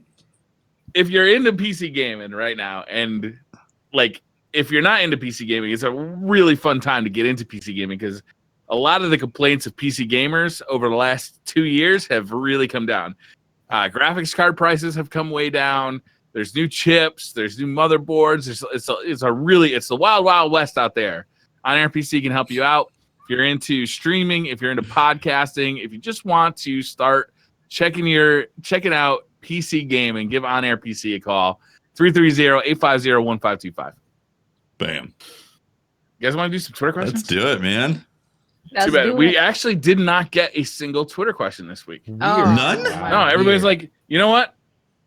You guys got covered. like 15 replies. I called. I asked, I was like, hey, we got Gigz coming on. What questions you got this week? And there was like, you guys did such a shitty fucking performance last week of the Twitter questions. We can't do it this week. We don't even want to ask you questions. I think between Watts, Tefty, and I, we nailed it. I think you did too. Absolutely not. You are lies. Those are lies. Whoever fed them to you, because we just destroyed. I think we got through like how many? I don't know how many we got through, but was it 4? Less than or greater than 4 questions? Well, of the ones that were on Twitter actually done properly, probably 4. But we answered a lot of questions from chat. Oh, you went to chat? Yeah, and from Discord. Interesting. We had a lightning round where you could ask anything and we would just talk about it. Lightning round? Did you guys actually do it like fast? No, but if you were allowed to ask the question in Discord or in chat, it was great. All right. Here's a question. First question. TMG04 says, who'd win in a 1v1, me or Pope Bear? I think we've already seen this happen, haven't we? We've already seen this 1v1. I don't remember anything like this. I remember being set up. I remember walking into an alleyway with a friend thinking, hey, there's a new club we should check out down there. And really, there wasn't a club down there. There was other people down there ready to beat you up. Yeah. Oh. Yeah, I got set up. So that's not what friends do. That's not what friends do. So I don't count that as a loss. Was it because he was asking about your ex-girlfriends? Oh, he was asking he's like, oh, so Pope, tell me about your ex-girlfriend and what do you think about this and that? Tell me one person that can answer interview questions. Think of the I wouldn't. I would say shut up. I'm trying to murder you. Right. So all I'm So saying is we were that screaming at you, Pope, for you to tell him to shut up. I was trying to be. We were I was able to do my screaming. best. So DMG wasn't better. He only won because he's asking a question. That's right. I don't want to throw the Distraction. word out there, It, like, but I beat think you I up. just It did. was great. Yeah. I'd say it's pretty clear that I was set up, and it was that it should that those results of that 1v1 should be nullified by the commission. The commission. Look, only one person in that match was getting paid by Bungie. That's right. Well, that's not true, actually. That's not true. But let's just Only put one- it like this: who got the emblem, Pope? I did. There you go. Okay, looks like you That's did. right. I did get the emblem. He almost didn't give me the emblem, by the way. He almost withheld didn't. the emblem? He withheld the emblem. He gave it to you guys and did not give it to me. I'm not gonna lie, that would have been hilarious. That would have been amazing. Oh man, I think he likes to throw some salt, and I'm gonna stick to my guns on this one. Hashtag not defeated. Undefeated. Undefeated. Thank you. Yeah. Joe Arnold says, I recently sat down to my first bit of Destiny 2 in many months. Played one story mission, just got bored. I used to love Destiny. Do you guys think I'll get that thrill back Listen, if I power through? your problem is you played the story mission. That's what I was about to say. Yeah. Campaign, No, you I don't play sleep. Destiny. You know the story. I'm sorry. It's all about It the should end be game, better. not the campaign. Yeah. Yep. The campaign is a test just to get you to the end game. Yeah. See if you're seriously. worthy. Yeah, If you- exactly. See if you can destroy the might If of you have Gaul. ADD, you're not allowed to get to the end game. It's like a tutorial, it's not the game. Mhm. Campaign's a I tutorial. will say though that the trials versions of those campaign missions were way more fun. Oh yeah, Like for having sure. an increased They were, yeah. difficulty just made it so much better. Well, you know what else is different about the Redux missions? They were shorter. They took out all the dialogue. They took out all the dialogue. Yeah. My favorite thing is on the Gaul fight, they remove all his dialogue but kept his moans. So as you're fighting him, he just constantly That's right. You're right. But there's no dialogue or anything, so it's just hilarious. I love it. Yeah. John Stavros asks, in Destiny 2 vanilla story campaign, towards the end, Zavala is ready for the counteroffensive and says, get me Cade and Ikora. I need my fire team. Now that Cade is gone, there's an open spot on the fire team. Maybe we'll get to run an actual revenge mission with the team. You think we'll become part of the Like a solo? Maybe. Or they'll bring Shax in. Shax will come out of retirement. Well, it has to be a destroy hunter, the right? fire. Hunter Yeah, it's gotta be a Vanguard? hunter. He's Though. going Does to it turn have into to? a hunter. Have they? Well, they have the Warlock, Titan, Hunter Vanguard. I don't know the rules here in the lore. You'd have to ask See, about that, but also, I would assume. What do they call my island? right? Yeah. Maybe the Vanguard's this to changing. Twitter. I've been thinking that, like, what if they just don't move forward with the Vanguard and it completely changes? And They just disband it? yeah, it becomes something else. I feel like John is kind of asking, like, are we going to get to play with Yes. Ikora and with Zavala? And I just don't think the game engine is ready for that, or it's built for that. Like, we've seen, like, they kind of gave us a taste of it with Zavala, and, like, it's a really cool initial moment. But once you've done it a few times, like, you do it for all three of your characters, and maybe you do it on a couple of platforms, you kind of see the flaws in the AI of Zavala. Like, there's no real AI in Zavala. It's not like the enemy AI where they're like, they can like decide to take cover and they can decide to group up and like they have a bunch of different modes. Zavala just like pops his bubble, fires, pops his bubble, fires. I don't know what you're and talking occasionally about. kills himself. It's a great way to farm emotes or farm motes. Orbs? Orbs, sorry. Yeah, They, to get your super. You just sit there and let him die and revive him and get his They- orbs. It's good. The Eddie 3, they're talking about the first mission. You're with Cade. So in a way, you do play with them, but not in the sense that he's. Wait. If they're gonna put me in a position where I let Cade die, that's a big F. That's a That's a yikes Are you for saying me. it's your fault that Cade dies, Pope? that's what they're gonna say. They're gonna try to blame us for. They're Cade's going to try to death. blame you, Pope.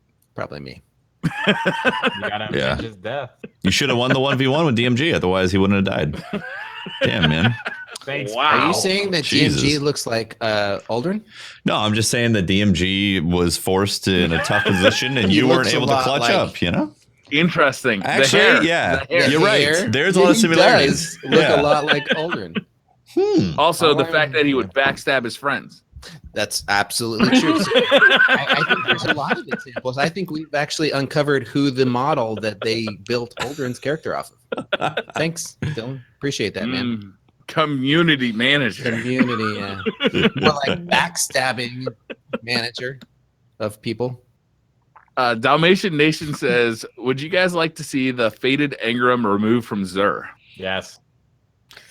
Yeah, I would. Yeah. I will say, though, for people who only have 2 to 4 hours a week to play a little bit of Destiny, it does help them out. Yeah. They just need to get good. That's all. Yeah, they just need to get good. I personally don't like Xur handing out freebies. I made the Huckleberry exclusively something that had to drop for me, and it dropped out of a legendary engram. I could have gotten the faded engram multiple times. I said, screw that noise. I'm just going to let RNG happen, but I also play the game a lot. So I understand. Huckleberry. Is that a hand cannon? No, it's actually an SMG, believe it or not. Oh, why'd they name it the Huckleberry? I have no idea. I guess Vicarious That's so Vision's weird. never seen Tombstone. They've never seen Tombstone. They must not have. Otherwise, they would not have named a SMG the Huckleberry. No logical person would have Right. done Like, and you would think that people that made a video game as, expansion as good as they did would be cultured, right? They would have that kind of knowledge, but I gotta say, there's a flaw I in mean, your they arguments. also made the worm husk. Oh, yikes! Yeah, you're right. Damn. that is true. I didn't think about that. We've built the Vicarious Visions up a little too much. Maybe they're not the studio we thought they were. They obviously don't know. They've never seen. Going back to Xur, though, I really would like to see them revamp Xur completely and make things like, instead of just getting an exotic directly, like there should be quests associated with it. Yes. Yeah. Xur quests. Ooh. Holy Xur shit gives the exotic I like quest. That would be so Yeah, good. it should be Exclusive just straight up exotic. pursuits that he gives you. So Yeah. if you would like Yeah. if you've been shafted by RNG, you could purchase a pursuit that would get you that exotic. Thank That you. you could Like then work something like the towards. Thorn Quest from year 3. Yeah, Hmm. kind of. Interesting. Yeah, I know that was RNG drop from bounties. You can give him exclusive bounties, and Bungie would be able to do their favorite thing, time gating, because Yes. he comes once a week. On the weekends. Exactly. Yes. This is beautiful. It's Oh, built man, in. I like It this works idea. so well. But again, I really Xur think is it's built horrible in. that they said it. Xur is a band-aid for people who have limited time and also horrible RNG. Yeah. So I understand the concept of why he's in there. Wouldn't he still serve as that with your idea, though? Well, you'd have to put time in towards those pursuits. No. You get the pursuit. But So your here's- exotics would definitely mean more, because right now I'm like, Here's my position, because on that I don't get to play it a lot, is that I think exotics drop enough in the game as it is, that when you put it into Xur, it takes away that thing that's special about Destiny. The dropping of an exotic is what you remember. You're depriving people of like very special gameplay core moments experience of the Exactly. and gameplay hours in general when you just give people rewards like the Redrix and Claymore. And you also, like, if Xur sells Galahorn, you go buy Galahorn from Xur, like you might be a little excited, but you're not going to be as excited as if you play Vault of Glass and get a Galahorn. Totally. You know what I Yep. mean? It's like No. it does deprive people of those special moments of gameplay hours of going and doing content. So I've always been a Xur hater, but so be it. I think Xur should never sell anything above a legendary, and I think they should be and then the access to exotic stuff should be quest lines like we're talking about. I like Xur quest.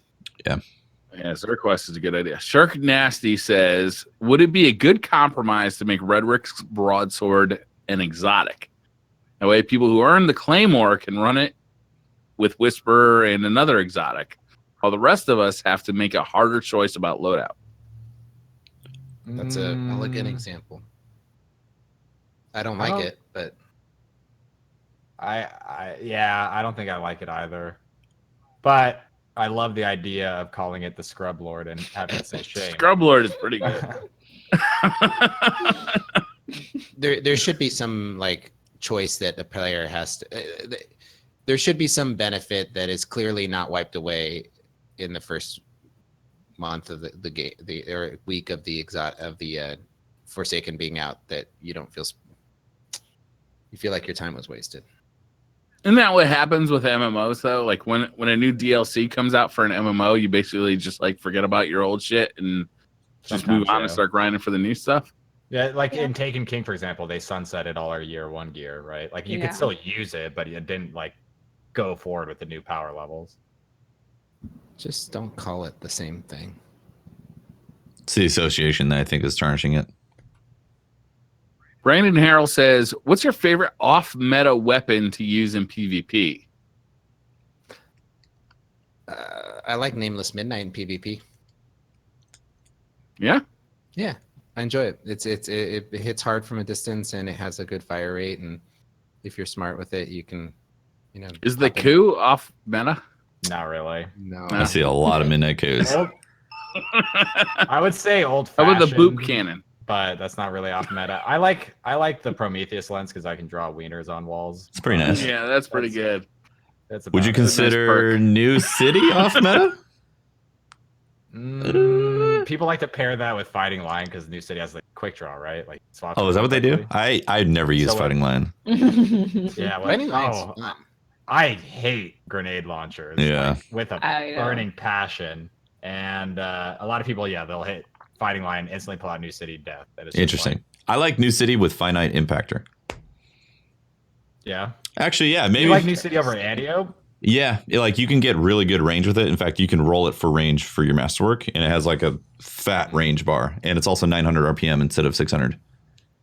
Okay, because Antiope has ricochet rounds, and ricochet rounds are bugged and give you like crazy extra range. Yeah, they do that. I find like it depends on who you're fighting. Like sometimes their connection just straight up absorbs the bullets, and other times like it's just they're dead immediately. It's weird. So I find like it just depends on who you're fighting. Sure. I don't think I've ever used New City. It's really good. You should try it out. Yeah.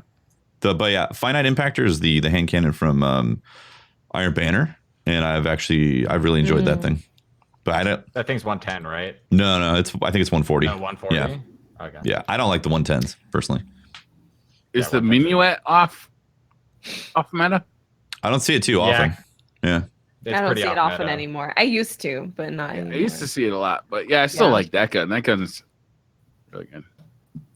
I would say Jade Rabbit. So, because when I had to do the Jade Catalyst, Rabbit. I freaking hated it. I was like, I don't understand this gun. Why would you use it? It's bad. And then I started getting used to how it worked, and now I actually enjoy pulling it out sometimes. Nature of the Beast, I don't think that's meta. No. 180s are awful right now. I love Nature of the Beast because it actually has inner accuracy, so that's nice. You told me about that gun, Watts, and I don't understand why Watts likes this gun. I don't understand why Watts likes this gun. And then I started playing on PlayStation, and everybody told me, try Nature of the Beast. That you never understood why Watts liked that gun. I tried it on PlayStation. I love that gun. I actually used it when we played Bungie. You did, yeah, I remember that. It was really good. I wonder if it's a console thing then with like the lower frame aim assist. I don't know, because on PC, Nature of the Beast, awful. And the same thing like Last Hope, the sidearm that you always see on console, is terrible with mouse and keyboard. Yeah. I just started really liking Nature of the Beast because of the inner accuracy. Like I jumped up and I would shoot people with it, and I'm like, and you're this a hunter is man hitting. Too. Yeah. So you have that verticality, so inner accuracy is really important for you. I can see it. Maybe that's why I like New City also. I just feel like I get better inner accuracy with it. SMGs have really good mid They accuracy. do. Yeah. Because I'm always like, Polaris I'm always Lance trying to is balance. fun too. That's super fun. I tried that a couple of times. I was surprised. I don't really like the handling on it, but it felt pretty sticky. It feels like it gives you very a lot of headshots when you're like, that was not a headshot. Destiny doing that? It's a little forgiving. Weird hitboxes? No. Because you see the explosion happen and you're like, no, I didn't do that. It's also really nice to get that bullet back. You're just like, I earned that bullet back with that headshot. Thank you very much. The sound too. That does feel good. Yeah. Yeah, it's good. Johnny says, well, hello, DCP and T1 Gigz. Do you think Forsaken will drop for exotics like Destiny 1, auto decrypt, or stay the current way it is? Which way do you prefer? Wait, what? So in Destiny 1, they auto decrypted, or stay the current way it is, where you get an engram and you have to go to the cryptarch to decrypt. See, what's weird is it's both ways in D2, because sometimes both. Yeah, it really is. You get if you can either loot just an exotic engram, or if you like an exotic, you're doing a raid and the chest opens, there's an exotic engram on the ground, you pick it up, it auto decrypts right there. So it does have both in the game. I personally like seeing what dropped. Like I think that's always more exciting. Having to take it to the tower, take it to Blueface, and have him be like, "Oh, what's for sale to the news, Guardian? Wow, okay, get along now, okay." And it's like, shut up, dude. Because you forget where you got it too. You're like, I don't know, I decrypted an engram. Yeah, I like being in the middle of activity. It's a conversation special to have like the weapons show up rather than an engram show up, because the engram is like mystery, and then the hype of whatever you just did is wearing off as you're loading into the tower. Exactly. Yeah. That's a conversation we've been having since Destiny 2. Is that since Destiny 2 started, is that you remember almost every exotic you got in Destiny 1, where you got it, how you got it, what you're doing, who was in your fire team. And those memories just aren't there for Destiny 2 exotics. Yeah, I want post-game rewards too. Right? Yeah. I want all of that. Whisper is probably the most like special thing. Yep. Because that was like a surprise mission, and then it was pretty cool. Yeah, Whisper was really good. I know, but how? I know this would change the feel of how like Destiny drops happen, but like I've always wanted to see an exotic actually pop out of something and not be an engram, but like the actual weapon. And I know it goes into lore, kind of like Borderlands. Yeah, like if you actually saw, the Whisper of the Worm floating and rotating on the ground after you did that mission, and you went to pick it up with like cool. The exotic aura and all that stuff around it. I personally feel like that'd be more exciting to see than the icon popping up on the side of the screen. But I know that like there's lore and stuff tied to the engrams and the Braytech technology and how they did all this crap, and it's also Destiny with engrams. Like, but I don't know. Personally, I think exotics would be interesting. Cool. I would be so excited if they did something like that, and it was just I do a really hard activity, and then all of a sudden there's a last word spinning right there. I would lose my mind. Or that'd be crazy. If they just added the what last if your fire word. team could see your last word? If they just had a last word. Now we're talking. Problem solved. Yeah. Give me dual wielding Galahorns that take primary ammo. Auto Obsessed says, with the Forsaken time to kill change in PvP, do you think people will play controller on PC? Oh, I'm sorry. Do you think people who play controller on PC will be getting their butts handed to them by people on mouse and keys? I don't think it'll be really any different than it is now. There's advantages to keep controller on PC, and there's advantages to mouse and keyboard. So, right. Yeah, I mean, I think there's a strong contingent of the competitive community in Destiny 2 PC who doesn't want controllers to be allowed, right? There's some people. I personally don't really mind it because I mean it can be annoying. Like for example, Last Hope, that sidearm, like it shreds on a controller. Like you'll just get absolutely deleted really quickly, and that doesn't apply with mouse and keyboard really. But the bigger issue than that is people that use both with a Zim, so they have mouse and keyboard. Oh, so those people the are advantages of both. They have the advantage of mouse and the aim assist. So yeah, that's the real issue here. Yeah, those people are dirtbags. Shouldn't be allowed in the community. I personally feel like knowledge of the game is just a lot more important for being successful in the Crucible than whether or not you're getting more aim assist from using controller or something like that. Yeah, the advantages really aren't that great. Yeah, also it'd be like a huge issue. Also with the hitboxes being so enormous and sometimes just straight up RNG, like the game doesn't really the game doesn't feel like it was built towards comp in mind. No, comp feels like an afterthought with the way that sandbox is set up. Oh yeah, which is too bad. Like I was really hoping after the success of Guardian Con was at 2017, and like that amazing PvP match that we got to see. Like, I was really hoping that, and coming into Destiny 2, we were really going to see a comp scene develop, and we were going to start seeing tournaments, like MLG tournaments. Oh my God, that would be so much fun, but it just didn't happen. I mean, I wish they would do it. I mean, I guess they're not interested. I thought it was going to happen with Destiny 2 too. So it seemed like they were building toward that direction, and then just like did a 180. Mm-hmm. Yeah. I mean, all it takes is Activision and Bungie calling up Bungie and asking them to throw an event, throwing up some money, and then throwing money into a prize pool. But I don't think they have any interest. So I guess we'll see. Yeah. Yeah. Carp says, with the PC release, we've seen data mining prevalent, leading to major spoiler leaks. What is the DCP opinion on this? And are there any measures Bungie can take to prevent it? So, Carp, this is not solely from PC. This has been happening in Destiny 1 when it was a console game too. Yeah, from the database mining. Yeah, they found ways to hide certain things within their code, and then they've gotten much better at it.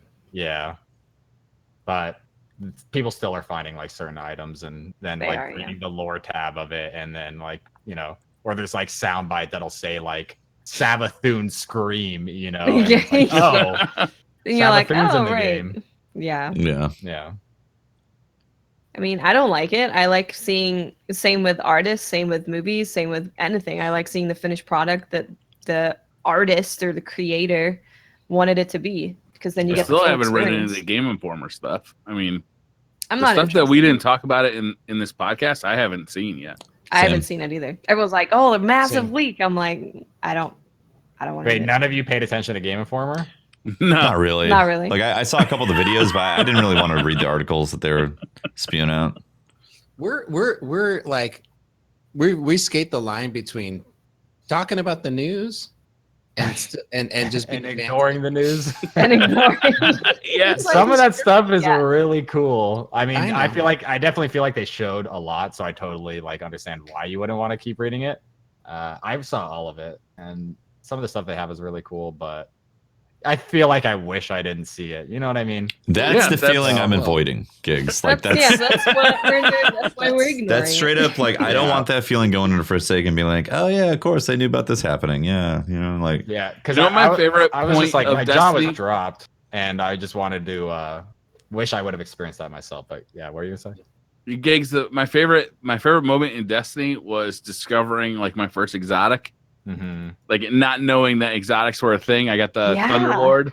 Like I don't know if I can ever recapture that experience, especially doing what I do, but I'd like to someday. So you didn't know exotics existed?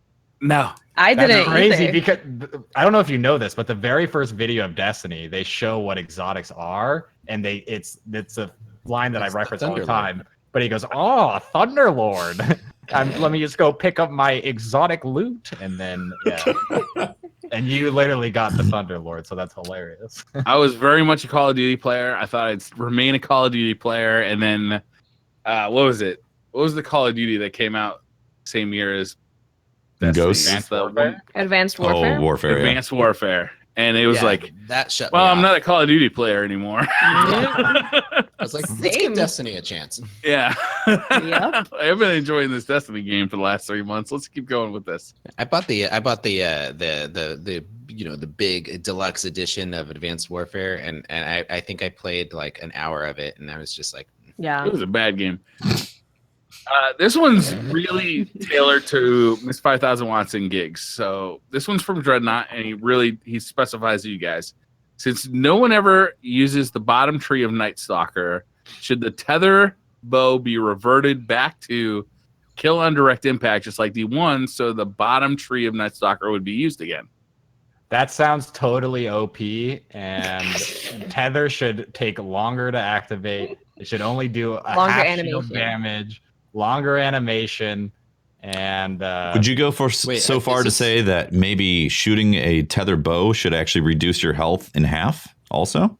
Yes. Yeah, that'd Yeah. probably Oh, help, absolutely. right? Sort of I stay penalty. alive way You should too long. trade your life for the bow shot. Yeah, that. Yeah, Yeah, and it actually I don't do it that kind of enough. is already in the game that way, where you use your bow and you die. Yes. That's true. That is how it works. Yeah, most so of the that's time. already as designed.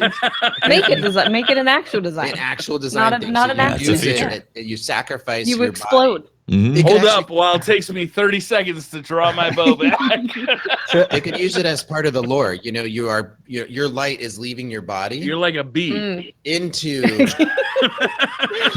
It's like a I'm gonna battlefield sting blessing. you. It's gonna hurt you, but it's gonna kill me.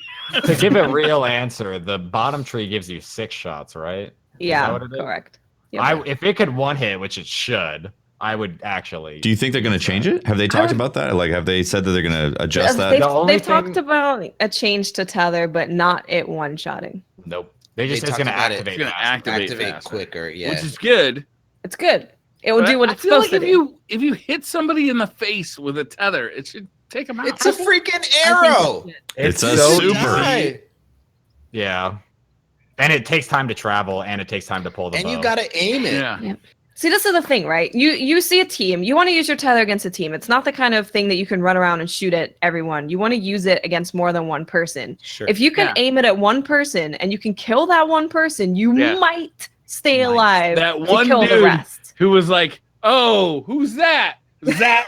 And then the rest of the team gets tethered, and you take them out. Yeah, Yeah, see, that's the it'd be thing. You're in sick. your animation for so long, and You no are. one's scared of tether. They just stand there shooting you. Basically. And then by the Yeah. time you land, you die. To- You can also jump out of it so easily, right? You now. can, Like, yes. like if you warlock double jump or titan double jump, you can escape the tether. Like it might grab you for half a second and then you're out. Yep. Very easy. okay. So why would you use the bottom tree, right? You have to shoot each person twice to kill. Yeah. What if they made it so you actually couldn't move if you were tethered? So you were permanently tethered until that thing went away, or you You shot it. Just on the floor. Can't I like being Or able to like at least fight back a little bit. Like you're already really slow. Like you almost can't Yeah. move, but you can And still it crouch, pulls right? it pulls your reticle to like some weird. But like, if it's angle. if it's Is not there going to any one hit kill rationale to though, if it's not going to one hit kill, so what if it were? So like that's just you're like a spider. You're like straight up stuck. You're stuck in the mud unless you shoot Yeah. that thing and kill it. I would rather just one hit, Same. but Yeah. I think that actually gives you a chance to kill the people you tethered, right? Because yeah. they're shooting you the whole time you're in that stupid animation. But on the flip side, it's getting the void blades, the spectral blades. So who's going to be Yeah. running the actual bow? Anyway? Exactly. Spectral Unless blades look it amazing. tethers as soon as it's coming out of the bow, it tethers. It like Like, reaches it out doesn't and void, reaches it out as void it goes grabs along. enemies. And then it should pull them in. That would be It should sick. grab them as it Zarya. flies. In a Zarya. gravity. Oh, like fly. Oh, I like that. That's That would great. be cool. That'd be I like want Zarya's that. ult. Yeah. Would Yeah, I be want cool. that. That's what I want now. And the longer they're in the tether, it bleeds their health away. It's like a pulse. Zoom, zoom. Poison is Like- poison. That sounds too Poison. good. Sorry. Gonna have to. No, it's a no for me. just Doughboy pull them. asks, Bungie mentioned last week that some year one weapons will come forward. Would you rather see fan favorites come forward like Better Devils or some underused weapons brought up and made better? Like bad news. Like, to me, when I read this question, it doesn't really matter, to be honest with you. Like, Better Devils can come up, but if it doesn't have the same perks that the old Better Devils has, what really makes it Better Devils other than the name? Yeah. The way it looks, I guess. Looks and sound. The way it looks? The base stats of it. Yeah. Yeah. Base stats. Just like in D1, you know. Outlaw and I mean, That's not why Outlaw I and Kill liked Clip on Better that. Devils, though. I don't even know what the base stats were. The perks were what made that awesome. The fact that it had Yeah. explosive rounds, really. But random rolls are going to be a lot better than the set perks and more interesting. Yeah. Yeah. I just hope that there's enough perks that are new that are going to make you not want to just go for Outlaw and Kill Clip for PvP. Actually, I mean, even It's so boring. No, Rampage. Rampage is Rampage, dog. the way to go. yeah, Rampage better. Okay. Well, no. Or They're both sarcastically, good. yeah. Yeah, I use old fashioned in PvP. That's like my gun, and that has kill clip, Yeah. right? So I actually choose kill clip over Rampage right now. But like a 110 hand cannon with one stack of Rampage will 2-tap. Right. And Forsaken. It's true. But what if there was a that does sound fun. different perk that was new to chase after? I would be cool with Like- new perks. I don't know. I'm not the sandbox designer. That's the only problem. Oh, I need. What Is if there Bungie was a- trapped into damage perks? Like, are the only perks that are good gonna always be damage perks? Yeah, I have noticed Pretty in much. D2, like a gun that's good in PvP almost always is good in PvE as well because it's damage based. Yeah. Yep. Well, especially now with them bringing mods, right? Because mods, you have stuff like Icarus, whereas in D1 you might want to perk with Icarus and something else. But now, especially with mods bringing that onto the gun, you're probably going to look for damage mods, damage perks, even more so. Mhm. So you You're have gonna mods want a that can damage cover the other perk things. and like a usability The perk utility mod, yeah. mod. As long as they don't bring back luck in the chamber, I'm happy because randomly your shot doing more damage rather than activating something to do more damage and creating Yeah. RNG gunfights is stupid. See, if we- you and I are in a fight. You like luck in the chamber? I'm just saying we already have that because sometimes a headshot is a body shot. You know, I Wow. mean, It's already in it's, the- it's already in the you're- game actually. You know, You're right, but imagine if we're both fighting each other. We're hitting each other at the exact same spots at the exact same time, but I beat you in the gunfight just because I got a lucky bullet. yeah, I hate that Mhm. It's silly. personally. Well, it's almost as bad as 54 bullets, but 52, right? 52. It goes up. Goes up and every- down, yeah. No, I think what I would like to see is mods that are PVE mods, right? The PVE Yeah. Mods or changes. perks.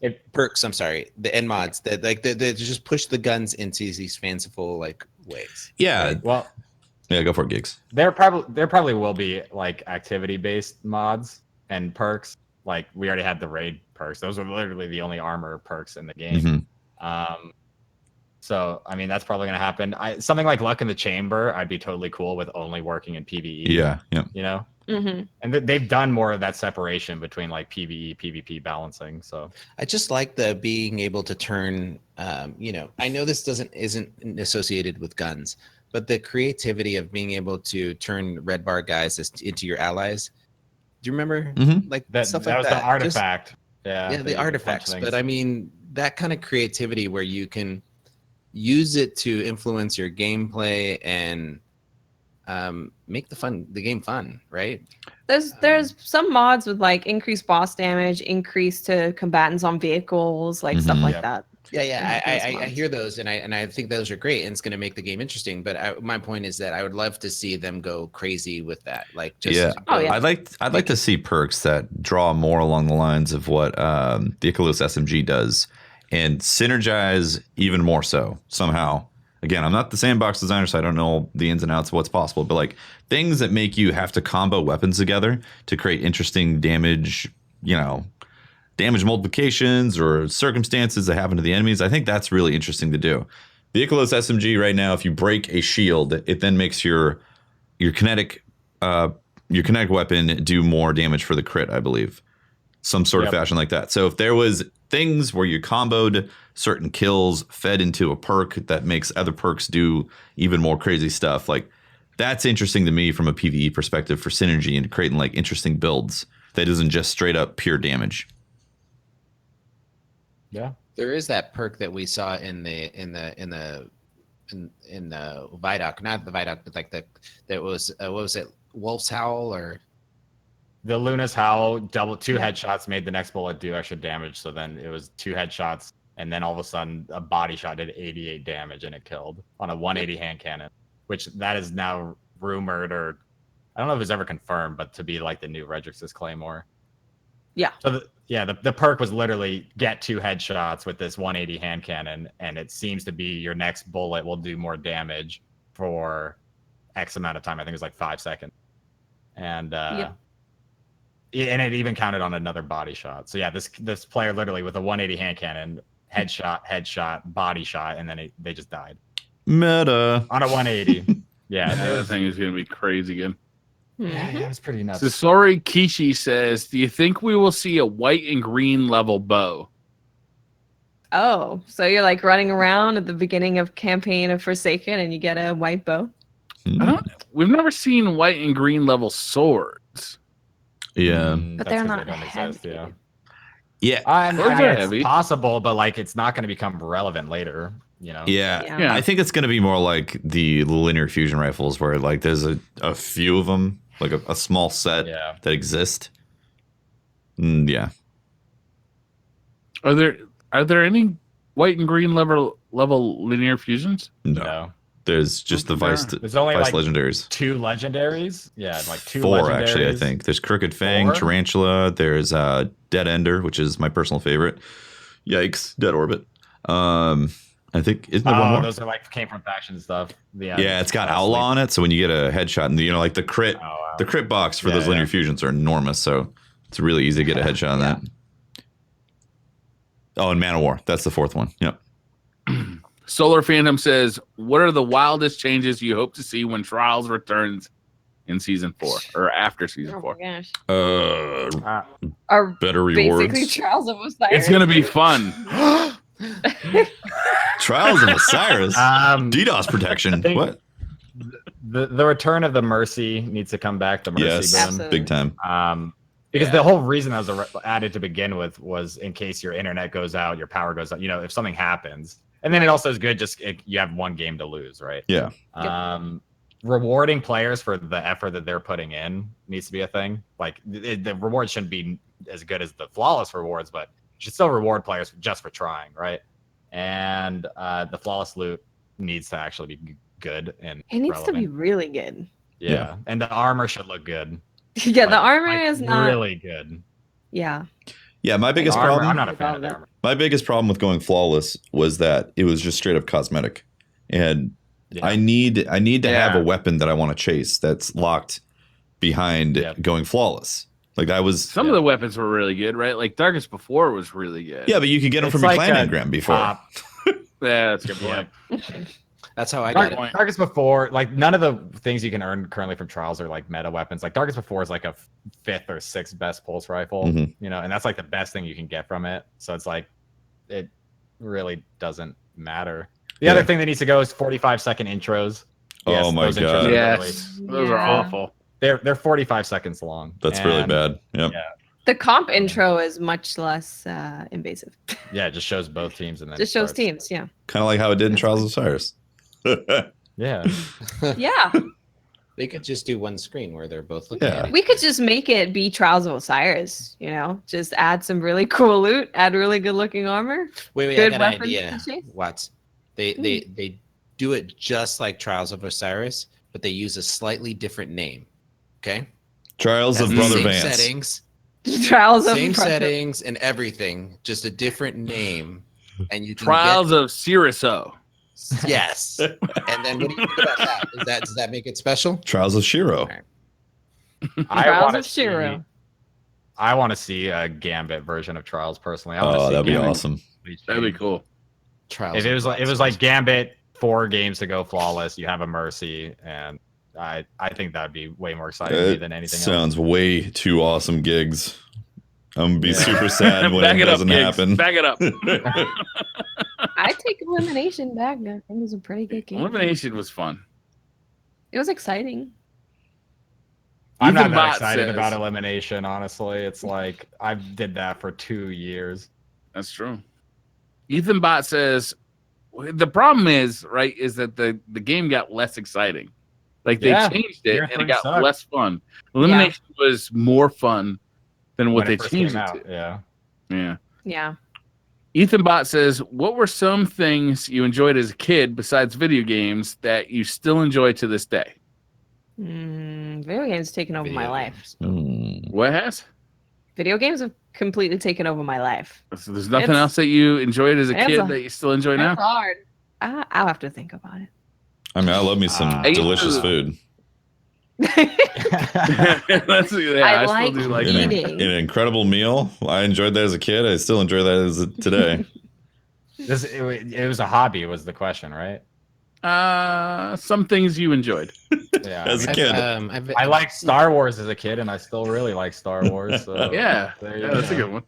So for me, it's kind of like similar but flipped. I really enjoyed going fishing with my dad when I was a kid, and now I'm with my son. I enjoy sitting down at like not necessarily catching anything, just the bonding. you know, Yeah, just experience. sitting You know, there I'm gonna by, say- by a river. I like chat's suggestion of crying. I'm gonna go with Crying? that. Yeah. Going for a good cry. You guys hear? Go for a good cry. That's my hobby. Was back then, is now. Yeah. When I was a Literally all kid, it I is like is to play I like video to games, so. drive anything. Like it didn't matter. Like somebody put me on a lawnmower, somebody put me on a bicycle. Like it didn't matter. Like I like to drive things and do stupid shit with them, and that's still true. Nice. Like I still Nice. like you put me in a car or on a lawnmower, and I'm gonna have equal amounts of fun on those two vehicles. You know, now that Naps. I actually think about it, yeah. Now that I think about it, I've always enjoyed learning things, and when there's like a subject that I really want to dig into and just like devour, like I did that as a kid, and I still do this today. When I get interested in something and I want to learn it, I do enjoy the learning Devour process. it. Yeah, That's a good point. As a kid, I was always into philosophy, and I'm still into philosophy. So there you go. yeah. Gluten-free Angram says, would you rather have arms that kept growing longer as you got older, or have legs that kept getting shorter as you get older? Arms? Are you kidding me? I could be the laziest person ever. You just like reach could be around right doing all here. sorts of stuff, Yeah, I can reach into my kitchen, you know, right? and I could still. I mean, I walk. definitely don't want legs that are getting shorter. That's just like Yeah. reduces my mobility. Yeah, that's true. Yeah, I gotta go with the arms. At You'd- some point, the arms are going to get so long that they get It's gonna like, get too big. You can't Too fit them in big? your house. You'd Yeah. have to construct a special house for it, maybe, to But your accommodate. hands Cut are still off the your same arm size. and reattach them like every so often. Oh, do like surgery and just like Because it's always Yeah. growing. cut a bunch out. Yeah. Yeah. Loophole. Yeah. You just cut some out. Yeah, nailed That it. sounds painful. Nailed it with the loophole. Alan says you go to your favorite restaurant and order your usual. However, this time you notice your favorite dish was prepared with bare hands. Would Like you Hands delete of bears. or refuse it? No, bare, BARE. I'm gonna say. I'm gonna go with bits of grizzly bear, bears. the animal. Yeah.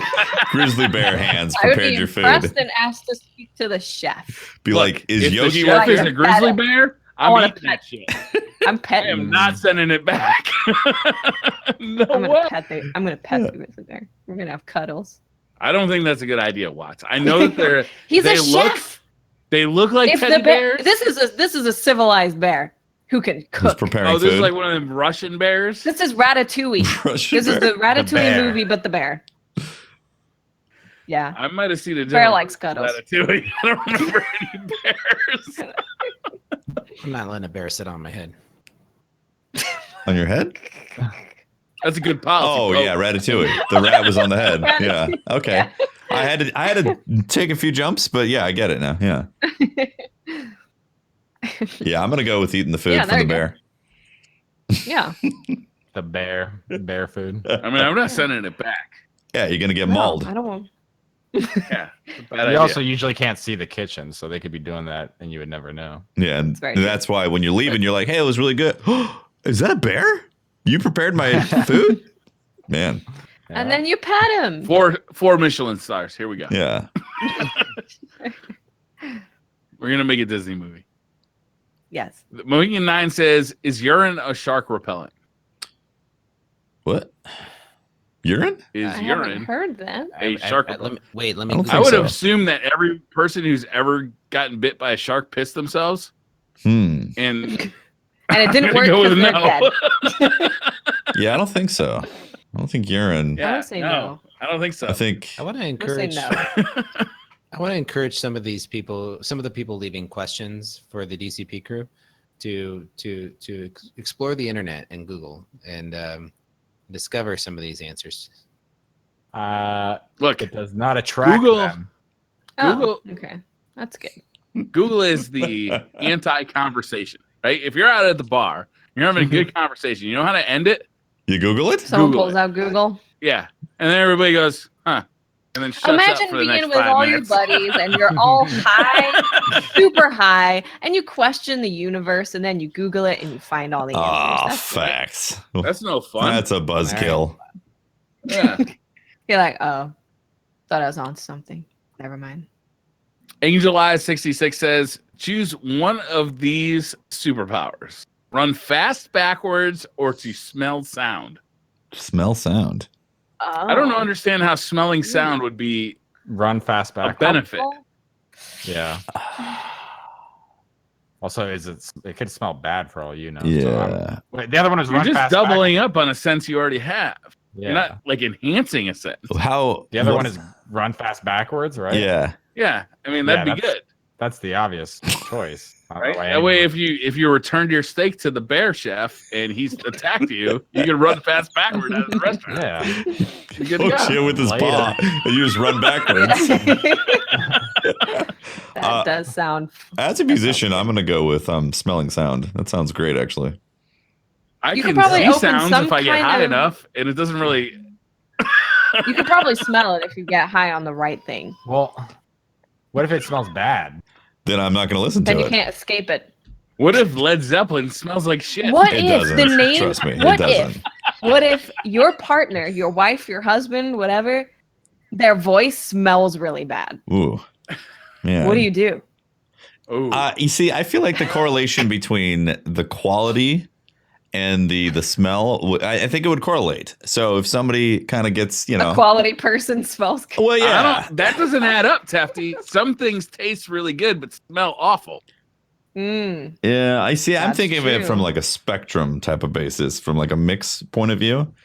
Yeah, like you can like mixing is technically seasoning audio, EQing and compressing. So I don't know. I'm gonna go with the being able to smell sound. I think that sounds very interesting to me. You could I probably think open that's some ridiculous. hippie I'm gonna run business. fast backward.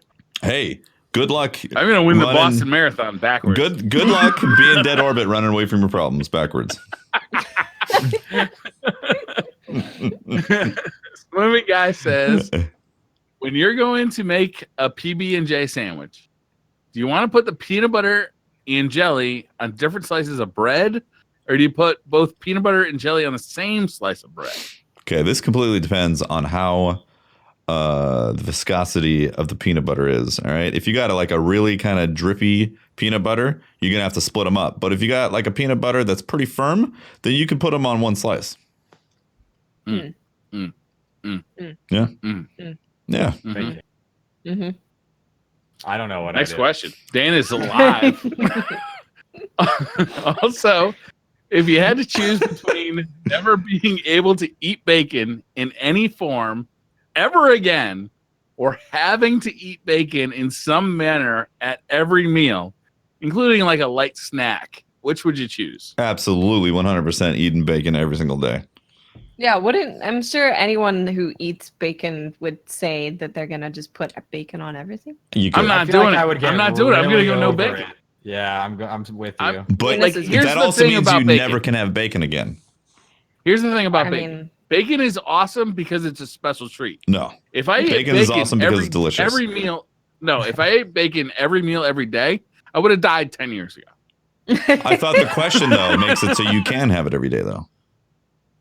It says that you are going to. It doesn't say how long you're going to live.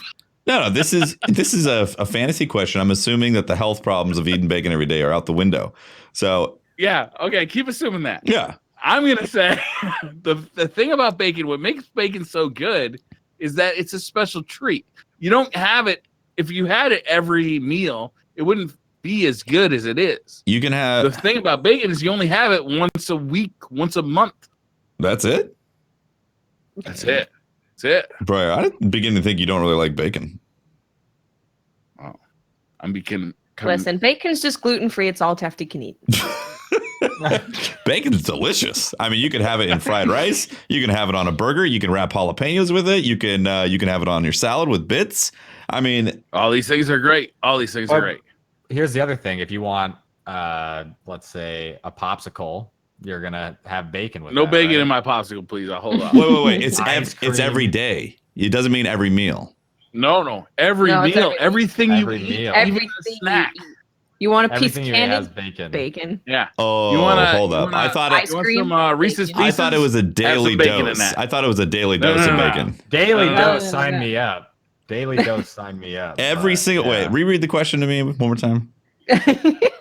All right, I'm going to read you just the half-half. Having to eat bacon in some manner with every meal, including a light snack. Yeah, okay. No, pass. All right. My bad. I misheard it. Most interesting Korean. I'm glad we got that side. Yeah. I feel like Yeah. we've really improved the world here. Most interesting Korean says, all right, everybody listen to this one really closely because it's really complicated. Oh, geez. Okay. It's a zombie apocalypse. Okay. DCP crew breaks into a warehouse. So we're all together in the zombie apocalypse. Okay. The problem is the warehouse that we broke into is a sex store warehouse. Okay. You've got to arm yourself. Seems like I have a lot of weapons. Anyway. Yeah. You got to arm Projectiles. yourself. What are you using to fight? Arm They yourself. have whips in there. Obviously. They got whips. What? That was my exact same whip thing. zombies. We're going to a sex store warehouse. Whips. I'm getting whips. I am going to make a dildo cannon. I'm going to construct some sort of dildo bazooka and get headshots Dildo bazooka. with dildos into zombies, obviously. Yeah, obviously. This is easy. I feel like a gimp suit would be good zombie protection. It's made out of leather. It protects your entire body. Your whole It's gonna body. protect you from teeth. And your face. A gimp suit and a dildo bazooka. I think we're good to go. Yeah, man. Some whips. And when people come across us, they'll be terrified. So I Yeah, think they're not fucking with you. You just whip them. Just be like, what? we the got paddles, whips, gimp suit. We're good to go. Is that They might even have is that a sex guy in a robots. in gimp there. suit? We might have robots on our side. High penetration Great. stat. I'm thinking. This is The actually. I'm attack thinking stat this on is that a great gun. place to go. This is great. So someone's asking Ash to draw us in the zombie apocalypse in our gimp suits for their. Not safe for work. Robert Saylor says, which is the worst crime against food? Cookies with water or cereal with water? cereal with water. I gotta go with Gigz here. Cereal with water is Yeah. like disgusting. Like Cookies with imagine- water, Imagine I could mouth it. I could get it down. imagine like fruity pebbles in water. Ugh. Imagine Cookie Ugh. Crisp with water. Ugh. You could Well- probably dip the cookie in and eat it before you really notice too much of an effect. But the cereal is sitting in the water. But Yeah. You can also eat the cookie alone and then drink the water. exactly, afterwards. that's what I was gonna say. They're not mutually already like soaked together. Cereal's Yeah. gonna have to require some soaking. Yeah, that's disgusting. Yeah. Yeah. Fuck that. Fredmere says, this one's for Pope specifically because he's just not talked for the last 10 minutes. Would you rather eat 10 gallons of cookie dough or 10 gallons of ice cream? So, am I running off of Tefty's rules or like reality? What are Tefty's rules? My rules. Oh, that like that. it's, Like, it's would you rather there's have no- what? I mean, there's like this is like a fantasy world where eating 10 gallons of cookie dough is not going to have the same. I mean, if effect. you're doing this daily, like you're definitely dead. In It like didn't 10 say days. daily. Right. It didn't say 10 daily. gallons? Also, 10 gallons of cookie dough versus ice cream? I don't know if there's a healthy choice right there. Either way, 10 gallons, like you got to put that, like, do I have a time limit here? Do I got like a week to do this? I'm Because going to 10 answer this gallons question of cookie dough. very, very easily. Okay. There's nothing in the dessert category that tops ice cream. So, Yeah. there's your answer. All right. I think that's. All right. I think that's. the Aaron play. asks, what's your favorite type of bread? The green kind, you know what I'm saying? There you go, Brian. Gotta get the Lamborghini racetrack somehow. Yeah, man. Lamborghinis are so 2018. We're moving on to 2019. We're all about Ferraris. Rosemary, garlic, sourdough. I like French bread. I'm simple. I like French bread when it's still hot, like out of the oven. Garlic bread. Mm. Absolutely. Mm. Garlic bread. Garlic Mhm. bread. I eat too much garlic. Garlic bread's pretty good. I don't think that's a thing that you can do. Oh, it's bad. There's a place Yeah. in Gilroy Do you that sweat the garlic out? Watts. Probably. Yeah. I remember I was at a wedding and the woman at the wedding said, I would The like woman. to have, I don't know the words. She said, I would like to have garlic bread. And the groom said, are you sure? You sweat that out the next day. She's like, oh. So she canceled her order for garlic bread. Wow. Like at the yeah. Wow. I've never heard of that before at that time, but now I've been conscious of it. Like, yeah, I'm gonna pass on the bread talk because I'm gluten free. There's some good gluten free breads, but I can't really be like, oh, sourdough, Dutch crunch, blah blah. You know, it's not gonna. Yeah. Gluten free potato bread's garlic pretty bread. good. Ooh, potato bread. Love potato bread. Isn't potato bread usually not gluten free?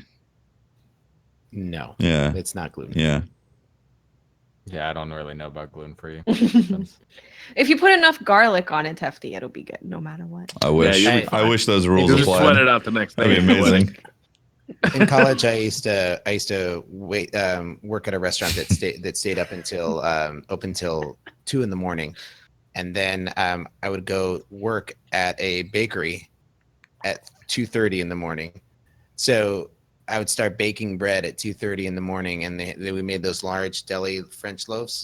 Oh yeah.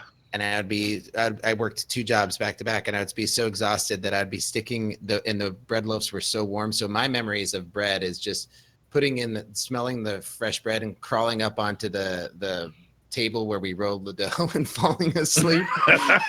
Did you use like the fresh loaf of bread as a pillow?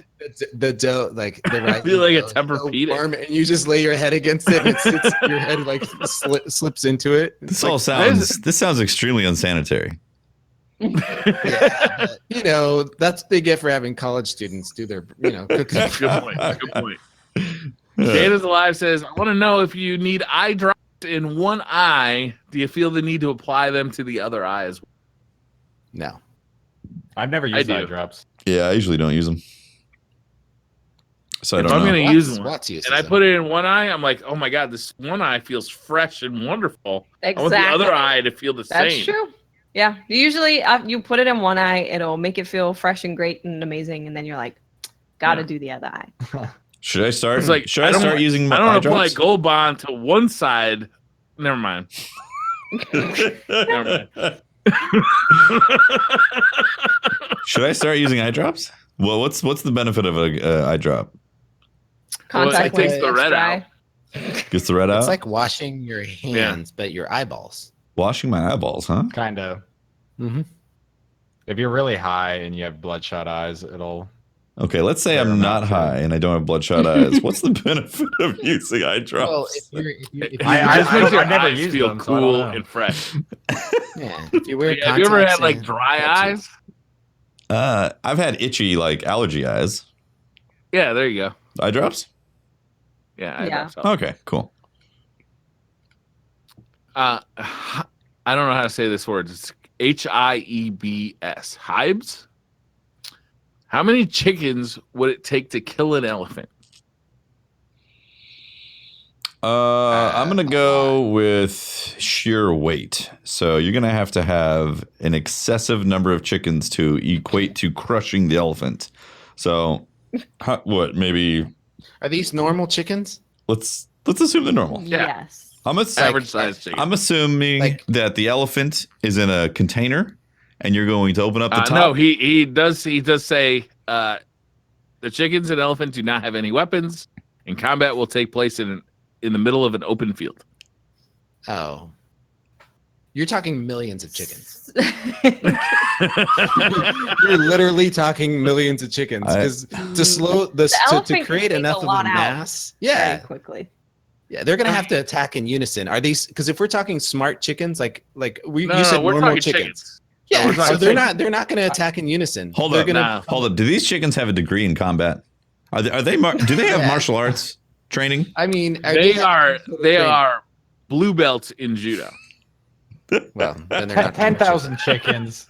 I so feel like they've been at it for a while, but they haven't 10,000 obtained black belt status. I just don't think an elephant is going to die from a pack of chickens, no matter the size. Yeah. I'm thinking. Not even I'm a thinking million you No, need. they're on the ground. They need to be like. I mean, a million chickens will drown the elephant. Right.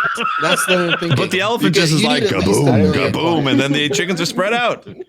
Right. Assuming that you put enough chickens around the elephant that they can't breathe.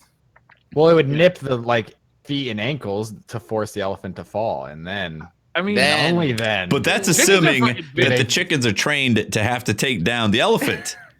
I don't think most this of the happens. chickens are just gonna be fucking off. Yeah. Here's Would what's the elephant have any idea what the hell's going on? No, I don't think so. Either Do Do on the they other know side? that it's a battle to the death? I They're need to know fucking that. chickens. They don't know shit. Is this chicken They're royale? looking for worms. The only way the chickens win this is if the elephant has stomped enough chickens and there's enough chicken guts and blood everywhere. This is a massacre. To where it falls over. Right, that it slips and hurts itself. Like the answer is like enough chickens to like drown the elephant because like I don't see these chickens ever in the chickens like But we're in an open field, so we're talking like You gotta Millions. cover the Millions. earth. a billion. You gotta cover the earth in chickens. You gotta cover the earth. It's like the like, sea and level it's gotta be rising. like 20 feet deep. Mm-hmm. yeah. 20 feet I don't, deep, this world is ridiculous. covered in I can't engage in this any longer. Yeah. Dogbit dude says a drunken Briar Rabbit sized penguin wearing a sombrero busts through your door right now. What do you say? Well, wait. So what was the beginning of the question? A drunken Briar Rabbit sized penguin wearing a sombrero bursts through your door right now. This is literally Blue What do you Westlow. Yes. You are describing Blue Westlow. What do you do? Have a beer. I mean, if it's Blue Westlow, invite you give him a him. hug, hand him a beer, Yeah, have a Start beer. drinking, yeah. sit down and play some games. Yeah. Yeah, that's what you do. That's what you do. Hand him a That's what beer. we do. Sasori Kishi says, would you rather eat a Smurf alive or As a person. Like, do they specify which Smurf? Because it matters. well, there are some conditions here. Okay. I'll get to them later. So would you rather eat a Smurf alive or have the only beverage available to you ever again be the urine of an old racist man? Eat the Smurf. 100%. Yeah, we I have to take eat the pride in Smurf. eating a Smurf. Sir, I'd be- eating the What was Smurf is a one-time deal. And like there's like 1,000 of those fuckers. So what are the chances that you And get they're like a pretty known small, Smurf? right? Yeah. They're really small. Yeah, they're like this big. Yeah, and like they're- a But they're couple inches. people. It would be like eating a They're really not tiny people, person. they're Smurfs. Rip They're any people. Smurf. I'm not drinking. What was the name of the villain in Smurfs? Gargamel. Gargamel? Gargamel? Gargamel? Gargamel. Gargamel. Gargamel was the villain. Was he a Smurf? Yeah, I'd be Gargamel. No, he No. was a He was male. An He was adult a- male. He's Full- the full racist human. old man that you have to drink the pee from. He hated So you That gotta drink is Gargamel's his urine? Interesting plot twist. Yeah, I'm gonna go with I'm eating a thinking- Smurf too. Plus, it's a cartoon. Yeah, so I mean that's a one-time deal. I don't want to I'm drink. thinking you It's can gonna actually suck though. you can actually brag about that at like the bar. You know, you're hanging out with your friends. How many of you guys have eaten a Smurf? Because You'll get I have. arrested. I did. I did. get They arrested. paid me to eat one, but I ate two more because it was You're- fucking delicious. I'm gonna You'll assume. get arrested. Yeah. The whole time the Smurf's gonna be like, "Don't eat me, please don't do this," and then they're gonna Well, be that's why you squealing. bite the head off first. That's what cows say. You just don't No, understand no, like it. in English, they'll be saying, You have to kill the Smurf first. Yeah. you have to eat it You alive. get to kill it first. You get Wait, eaten can we alive. prep Yeah, it? Can now- we prep it? Okay, Like, then. can we do Well, like chicken nuggets where we like bread it and No, you get eaten No, it alive. has to be alive. So, I mean, you just eat it fast enough to where it can't, talk to you. Yeah. You'd be like, "Hey, bud, how was your day?" Yeah. Tell me about your day.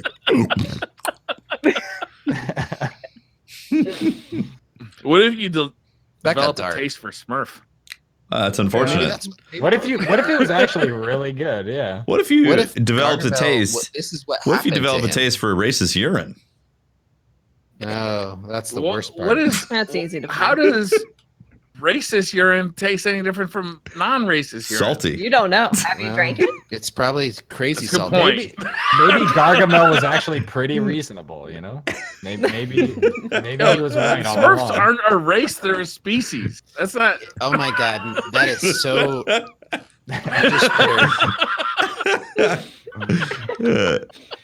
You know, just because they're blue doesn't mean that's any less or more, important than the shade of your skin. You know what, told you Pope? that They first. are cartoon characters. All right. Yeah. They No. would probably taste like a blueberry. All right. Yeah, their feelings don't matter because they're not real. Yeah. You can make Smurf flavored waffles. It doesn't matter. Ooh, Smurf waffles. Yes. That's what I'm calling those from now on. Smurf waffles. Smurfles. Smurfles. Harles B. Davis says, how much poop could a Pope Bear poop if a Pope Bear could pope? I fucked it up. Poop bears. So I saw this one, Mm-hmm. and I actually spent some time thinking about it. Uh-huh. All right. So that is an extremely hard question to answer because It is. if a Pope Bear poops bears, those bears are going to poop. So Which is- the actual number is going to be really high. Yeah, because Pope Bear is pooping Bears bears. that poop. Yeah, So I am actually spawning more poop, right. actively pooping. So Right. there's Wouldn't it be the same if you're eating like beef or something? Because they also poop. You are pooping. Poop. Generally, when I eating eat beef, I don't and you're shit cows, pooping. though. Live cows. What if you did? Generally. That's a very good point, Brian. What if that's Generally. actually how it happened? Are you sure, Briar? I've never seen you poop, so I can't say. Look, I've been a little under weather these days, and I don't want to say it was because I was a fucking cow. Where'd these cows come from? You don't want to know. Just- I think I've been enchanted from some crazy witch. But think about this though. How wealthy would I really be? Like, because if every you time, get shit bears, yeah, Maybe just sell the about bear. But there'd be a limited amount of buyers. You know, I'm sure you. Yeah. Could poop I in mean, more what's than the people would be market coming to for buy a bears? How bear. many people Yeah. are out there looking for bears? I mean, the Russians are out there. Apparently, they thinking- want lots of They bears. want bears? I'm thinking we can. I think we can make a new market, like some sort of like you know how veal? They have a veal like baby bear. Oh, so you're gonna put your pooped out bears into little cages and That's right. feed Getting them real on- dark. Wow. It's going to be a delicacy. Poke bears, shit bears. Well, we can work on the marketing. Wait, we'll get something. We'll find some way of buying Lamborghinis out of it. Look, I'm telling you, Ferraris are 2019. Ferraris. We're doing Ferraris now. Mm-hmm. Okay. I'm kind of on the Aston Martin kick too. Seen that Ooh. DB11? That Save looks something for really nice. Are we 2020. gonna get All a new right. bond? Are we gonna get a new Relax. bond? Like, I hope we get a new bond. Who's the guy that they're thinking about tapping as Oh, the new bond? Idris Elba, right? Yeah, that'd I be thought awesome. it was Idris Elba. Like, that did would they be decide awesome. for sure? For sure. Don't know. Movies are fickle. Yeah, That's true. but he would make a good Bond. Yeah, he'd be really good. Yeah. Oh yeah. That's it. That was the last Twitter question. There it is. I feel like we ended it on a low note. Yeah. I don't know about Should've bear left it at poop, poop bears. honestly. It's a yikes for me. I've had people ask me if a Pope bear shits in the woods, but like never does yeah, it got really complicated. Yeah, a How lot. much poop could a Pope Bear poop if a Pope Bear could poop bears? A lot, basically. That's it. That was the answer. A lot. Answer a lot. That was the answer. Yeah.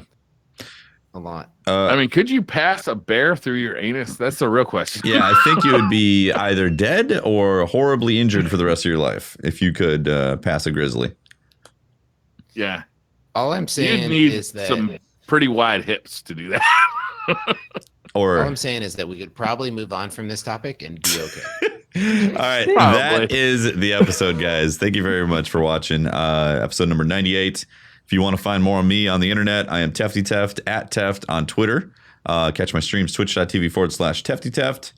And I have a YouTube channel that's been getting a little more love here and there as well. Just search Tefty Teft. You'll be able to find all the stuff and things.